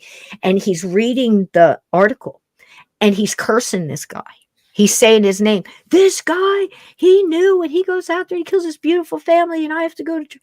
It's the hardest thing as a pastor to say how God allows these things. People don't understand. Humans do these things, and God watches and tries to fix it after the fact. It's our choice. He's having that conversation. The guy, it just happened the night before. The guy was right down the street from him. The guy was still wandering, hadn't left the accident scene yet as a ghost, earthbound, because he was drunk, confused. He's calling his name. He's right to him. Couple blocks, doesn't matter. It's that energy. He's cursing his name. Here he comes. And now he's angry because he's tethered to this guy. He doesn't know why he's tethered to this guy. He's some drunk guy that just in an accident doesn't even know he's dead. And this guy doesn't realize that he cursed himself by cursing the guy and attached the ghost to him. It happens both ways. They got him gone. Once they sorted it, they figured it out. But energy is amazing. The power of your words. That's why they call it spelling. This is, we have to think about stuff like that, because if you can lift somebody's spirit by speaking their name and saying them love and good energy, you can do the absolute opposite by doing the opposite. Oh, wow. Isn't that crazy? Yeah. Now, Roger wants to know, can someone that's crossed over come back and then go back to the other side? All day long, all the time. I had one last night. We had a docent from a museum. I believe she is a historian in the Martha Washington Museum. Or maybe it's George Washington's mom. Either way, somebody was attached to George Washington. She runs the museum. And we were talking about that, how the ghosts that come there and see what they're doing at the museum and, refurbishing and setting stuff right and all that. Those ghosts are not stuck. They're coming back because they know you're talking about something they're interested in, their history, their names. I can name you multiple places that's going on at the same time. My mother would come back and forth and visit me, as well as other people. But yes, they can. Yes, they can. And it all depends on them. And I want you to take this with you. Do not ever think because you're not seeing a loved one come across, or you're not getting a validation from a medium or something else. A lot of factors there could be that they don't have the talent. You're not picking up on. Okay. Just don't think that your loved ones aren't okay because they're not coming to visit. I want you to send good, happy energy out to them and just assume they are. Because here's the thing. This is your journey. They're not allowed to come and tell you don't take that job. They're not allowed to come and tell you to don't rob that bank. They're not allowed to come and tell you to don't get in the car because you're going to get hit up at the tree. Maybe you're supposed to hit the tree, honey. Everybody's journey has things that cannot be changed by other hands. And sometimes there's something so big, like Gerald mentioned, a walk-in or something, or a different spirit guide comes into your life for a certain reason, because you've got to get through a rough patch. but it's all your choices. It's your freedom of choice. And it's the same with a ghost. It's like, I can't go tell a ghost. I do it like a bartender. I'm like, if I'm doing clear in somebody's house or business and this ghost is an issue and we can't resolve what the issue is, and I can't send you over in the glory of all your loved ones and your light and your pets and all that kind of stuff, and you're choosing to stay here. Okay. You don't have to go home, but you can't stay here out. Right. Because now the living has a choice too. And we have to separate that. So if you need a place to go hang out, there's a place down the road where everybody, whatever, you just can't stay here. And that you can do that as well. Does that answer that question? Yeah. Now, Polly, what would you recommend if you feel the paranormal but afraid to open yourself to it? Okay, Polly, that's a great question. So all right, to this day, I'll give you an example. I have tarot cards all over the place. Every time I pick up a deck, my guides go, nope. Don't know what that is. I don't know what that is, but I listen to it. And then I'm getting not yet. They want me doing something else. So if you have abilities and you feel the paranormal, whatever that might mean for you, your consciousness, your awakening, what you understand, what you feel to be true, what you're getting, what's jiving for you, you're clicking with it, you're tracking it. Okay. May not have caught up with your ability. So you have spirit guides that hold you back. Not yet. You don't understand it quite yet. Not yet. Don't walk through that door full bore because you don't have the knowledge yet to walk through. You need to go through some things first. So most of the time when you have abilities and you're getting those, they're not so much stop signs. They might be a yield sign or left turn or, U-turn, Right. recalculating. Yeah. Because your abilities, your purpose has not met up with your understanding. So what I would do is I would ease into it, and I would definitely stay in the light side of stuff. Like you probably don't want to go study exorcism right now. You're not ready for that. You see what I'm saying? Or demon or dark stuff, Right. shadow people, things like that. Even though that might entice you, what that may be is them going, come over here. Come over here. Oh, And yeah. that's why it seems, if you can stay in the light and try to understand a little bit of things, like start with you. What feels good for you? What feels right? Are you really digging it when you can go out like into the woods and sit on a rock and listen to the brook run and listen to the birds and really connecting back in with nature? And that might very well be that you're an empath and you need to fulfill that a little bit more before you have a basis to go walk in and look at some of the darker stuff, because they're trying to protect you. So trust your guides. When you go to, this is a little exercise for you. Okay. Anybody that has abilities or wants to do this, it can do it. There's no harm in this. Okay. So right before you go to sleep for 3 nights in a row, at least. And if you forget, just do it the next night. There's no, pat thing here. It takes at least 3 nights because they want to make sure that your intent is correct and you still want to do this. And ask your guides, your spirit guides, only your positive spirit guides, because there are some that aren't so positive, a little bit more gruff, but only your positive spirit guides to come into your dream and give you some direction. And if you don't want to do it with spirit guides, you can do it with a pet in the past. Please allow my pet to come through and let me know that they're okay. Start with a pet, because you may not be ready for human beings to come through, and they might not be either, because now you're going to have to get a human being that's over there that's not busy, that wants to come in and give you this little message or this little, nod or hug. Yep. Start with an animal or your spirit guides and go from there and ask to be clear and decisive information. Nothing wishy-washy. That'll give you enough validation to feel empowered to do it again, and then go with a pet or a loved one. Like, I'd really love to hear from, and don't say, I need Aunt Fanny to come in here and tell me where the ring is or where the papers are. I need this from Aunt Fanny. If you do that, you're being a little too specific on who you want to come and bring you the information, because they're not going to say, we can't send you Aunt Fanny, but we're going to send you, Uncle Bill, because Uncle Bill is stronger. He's not busy right now and he's willing to do the task. Well, what you did just blocked Uncle Bill. Does that make sense? Yep. So when you say, bring me whoever loved one or ancestor or spirit guide has a message for me, what I need to hear right now in my journey at this moment. And that gives them the freedom, and say, only positive, please. because you don't want to start off with a bunch of negative stuff. Right. And then you've made your intent clear. You've made it clear to them, and you've left your free will and their free will open.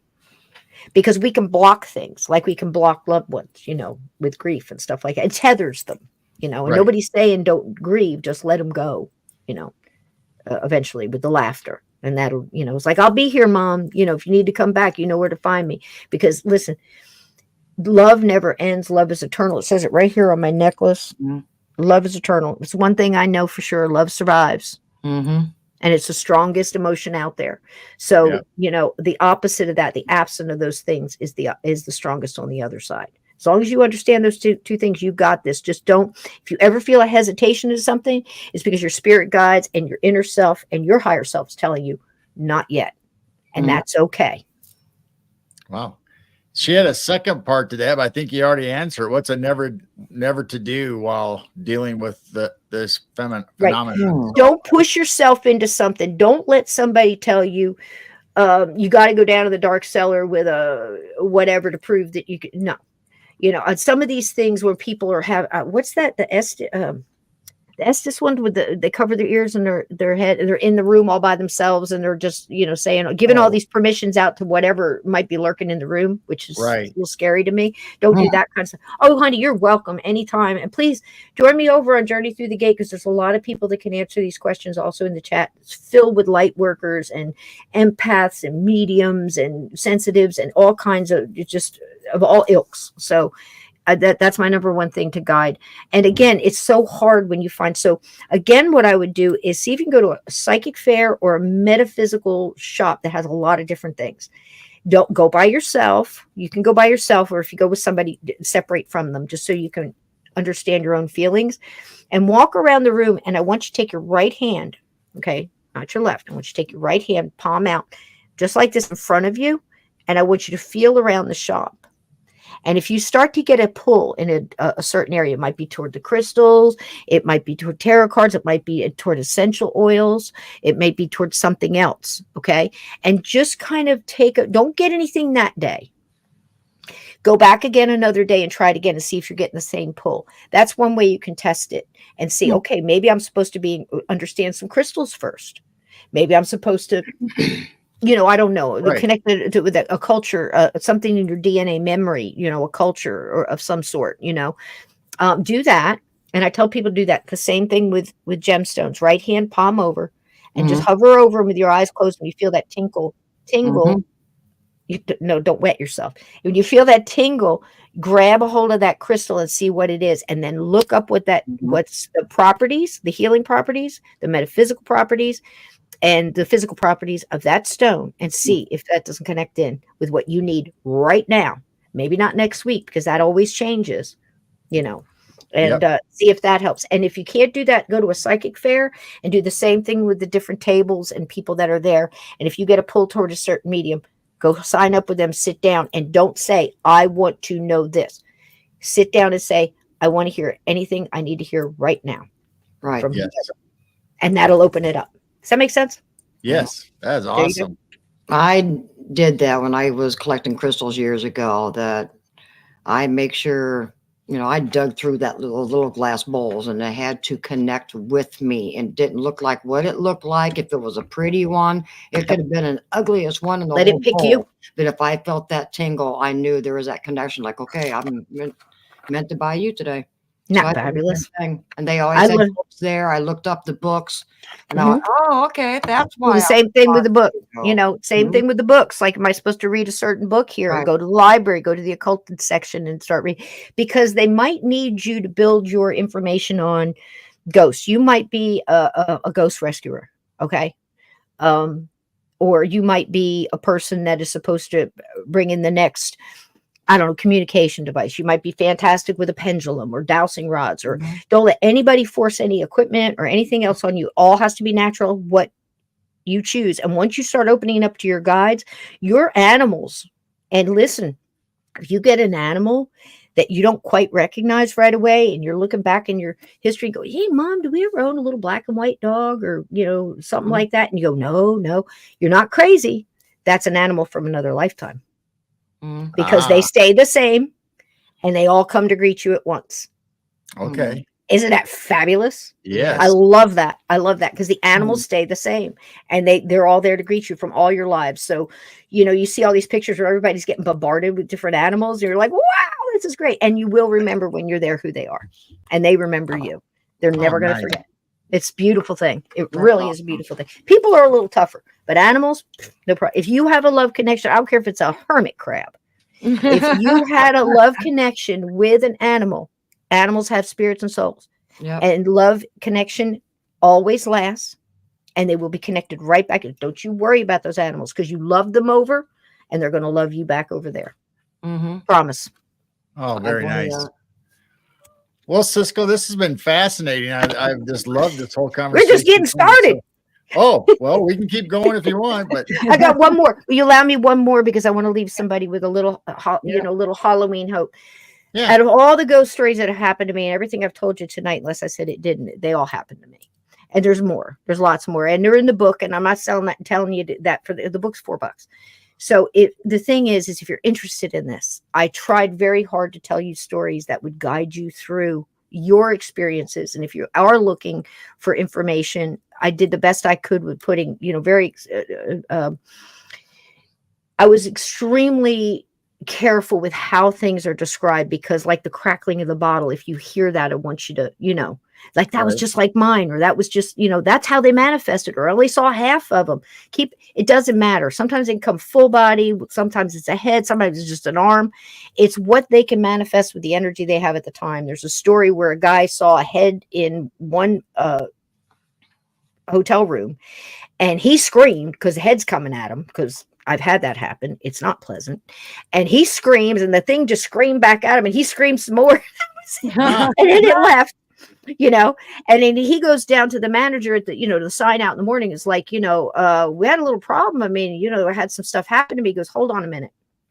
He goes, a guy next to you did, but when he came to him, he was in a full apparition. So he saw the head. Then it went next door. Now it's got enough energy scaring that guy to manifest more fuller into the next guy. They both came down and complained. The guy pulls a picture out from underneath things. Is this the guy? He said, he used to own the hotel. He does that all the time. But that's a perfect story to tell you that the reason they're scaring you is to get that energy so that they can exist in how they want to exist. Right. But here's my favorite ghost story. Well, there's so many, but this one is just so good. I went to Gettysburg on, and boy, that's a chapter. So I'd get the book just for the chapter on Gettysburg because it's absolutely amazing. And being a soldier myself, I can tell you it's a tearjerker. You're not ever be the same after reading it. I promise. It was beautiful. So we went, and this was the early part of the night. It's Halloween night on the 150th anniversary of the Gettysburg Battle. I'm in my glory. Halloween. The leaves are blowing, over the street in Gettysburg. And I mean, it's fantastic. So we had a ghost tour. We were going to go on to some other stuff scheduled. And I had some time. And I'm one of those people that collect a rock from wherever I go. I'm a rock person. I'm just nuts like that. I have rocks from all over. Same here. And just regular rocks, I love I was rocks. like, oh my God, look at this rock. But look at this fur coat, honey. No, I want this rock. That's me. That's So, it's me. I swear to God. It's so crazy. So anyway, my sons are used to that. And I'm there with my sons. We're all going on an outing together. And, they're like in their 30s at this point. So anyway, we're all there. And I said, look, I'm going to go into the cemetery, guys, and go say hi to my brothers and sisters and Boots over there and say a couple words. You guys check out the map and see how far we got to go down, this road here to get to wherever we're going. I'll be right back. So yeah. So I can see that we're outside of there's the Green Cemetery, and then there's the National Cemetery there in Gettysburg. I was in the National side. So big wrought iron gates and lots of brick walls and stuff like that. Brick cobblestone type pavers, I mean. So I walk up the pavers, and it's a big circle like a pie, and it's a sliced pie, and each slice of the pie has a different war. And what this is for the unknown soldiers from each war that happened here on the soil. And I mean, my heart's breaking. I've lost brothers in uniform, and it's rough on me. So I went in there and I stood in the center of the circle, and I was so overwhelmed by the feeling, because all of Gettysburg, it's like a heavy mattress on you, like an elephant on your back, and something heavy on your chest. It's just a heavy energy. So to break that energy, I stood in the center and I said, guys, I can feel you all around me. Now there was two that I felt that were kind of from the Korea War era, still in uniform. I could see the dress tans. Okay. And they were standing over and they were looking down and suffering a lot from survivor guilt is what they were suffering from. It was not them they were looking at. It was people that they knew. And I couldn't focus on any of that because it was just so much coming, because now they've got attention and people are moving up. And I said, guys, I said, stop. I'm here and I understand. This is what we're going to do. I said, I don't have a lot of time to release everybody, but I'll tell you right now, if you look up toward the light, you will see the light. Get your head up, stop looking down, and look up toward the light. It comes from within you and you're connected to it. You can get out of here real quick. And they're over there. They're not here. That's what I'm going to give you right now. And I said, I don't know what else to do for you, but I'm going to do this. And I moved into 360 as I slowly spoke out the Lord's Prayer. And I gave it to all of them. Okay. And when I finished the circle, I looked at them and I said, thank you, namaste.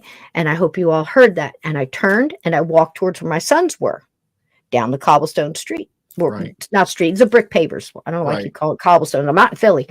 So I can see my sons. They're outside the gate and there's, like the wind's blowing all over the place. And I see my one son kind of stop for a minute and look down and move something with his foot and reach down and pick something up. And he's just looking at it. And then he looks up and he looks at me because I'm walking. I'm looking right at him. And I'm like, oh, man, he's got a rock for me. And I got to tell him that I can't take anything from here. Everything in here belongs to them. Every leaf, every stick, every bow, it all belongs here. He's outside the gate. They know this. And as I say that, I feel a hand on my shoulder, literal hand. And I'm like, okay, the guards are pushing me out. And I'm sorry to say, I know I'm going, because they close at dusk. And, I said, I'm going, just let me get out the gate. Don't lock me in here. And I turned around to laugh with whoever was behind me. And there's nobody behind me. Of course there wasn't. And, but I felt it, and that's when my son, looking in his hands, walking towards me. I'm like, oh man, I got to tell him I can't take this rock. I'm going to break his heart, And he gets up in front of me and the look on his face made me shut up. And that's hard to do.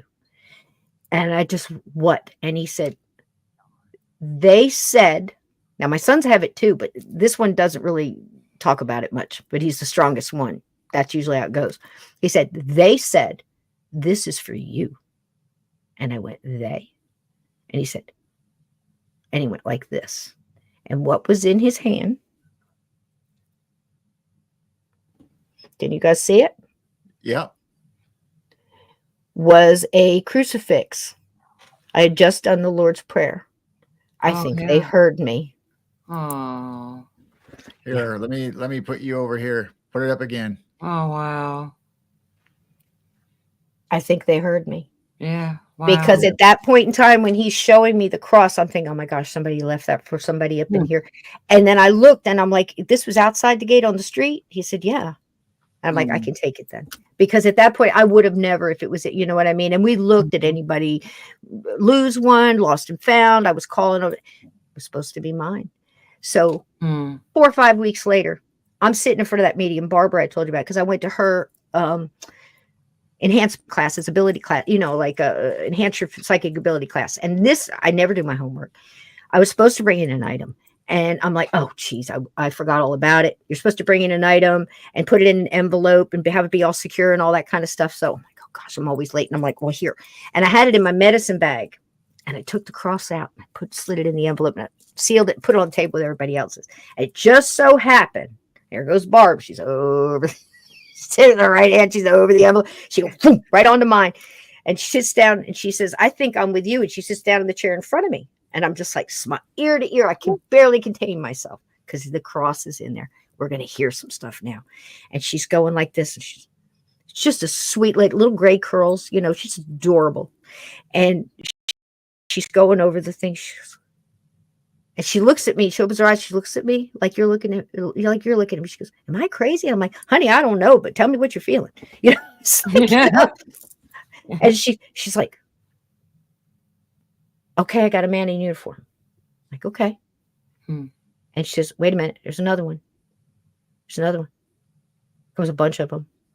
She says, there's about 30 of them here. They're all in different uniforms. These are all different people.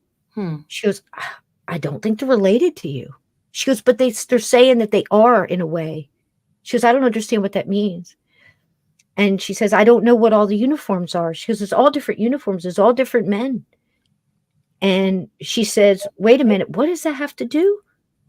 And she's kind of looking at the envelope and looking back at me like she's real confused. I said, Barb, just say it. She said, okay, they got together and they gave you this for your protection. You're supposed to wear it all the time. It was a gift.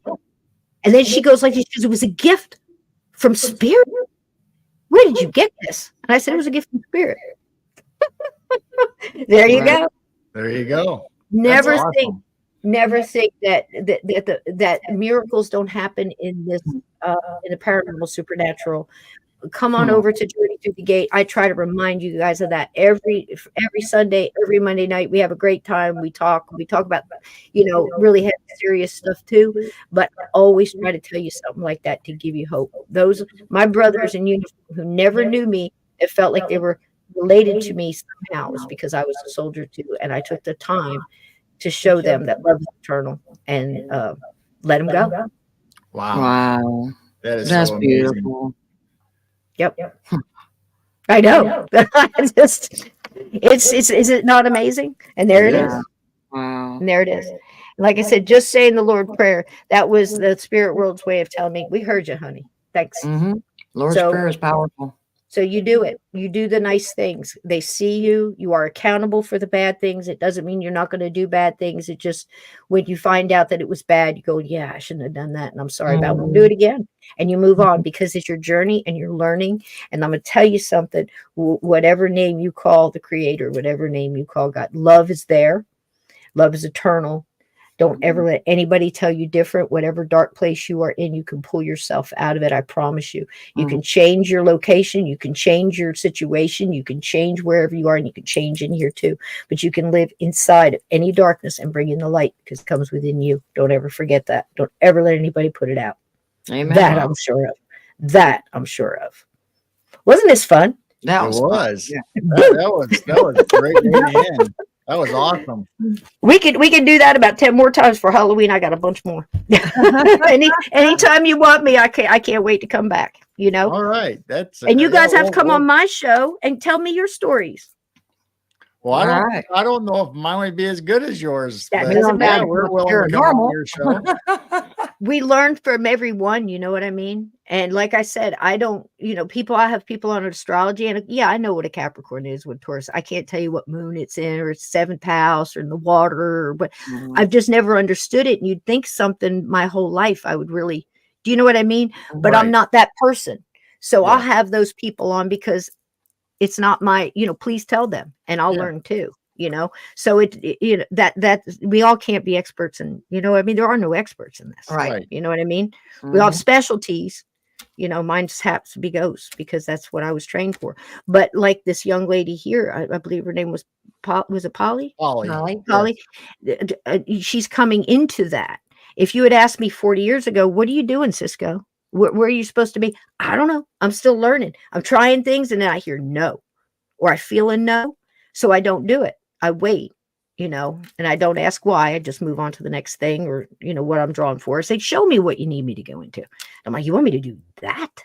It's like the things my son says to me. We're going down to this dark cellar. I can tell you the whole story because it's too long, but I'll tell you next time. Tell me the basement in Gettysburg and I'll tell you about it. But anyway, we're going down to this basement and this family needs help. And I'm fired up. I'm ready to go. And I said, just get behind me, stay behind me. You know the drill. Because they don't normally go with me, but situations, sometimes they do. And this one happened to be the good one to go with. And we're going down these daggum cellar steps again. We're going down the little steep cellar steps. That smell starts hitting you from the old dank, 200-year-old, cellar.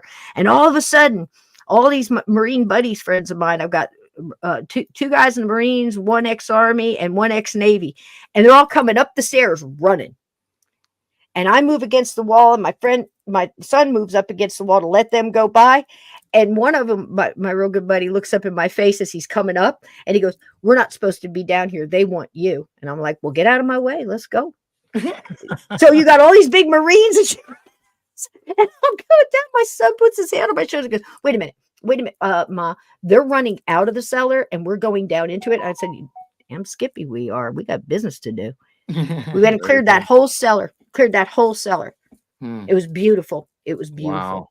That's So, amazing. but I wouldn't have been ready to do that 30 years ago. So there you go, Polly. You're in training, sweetheart.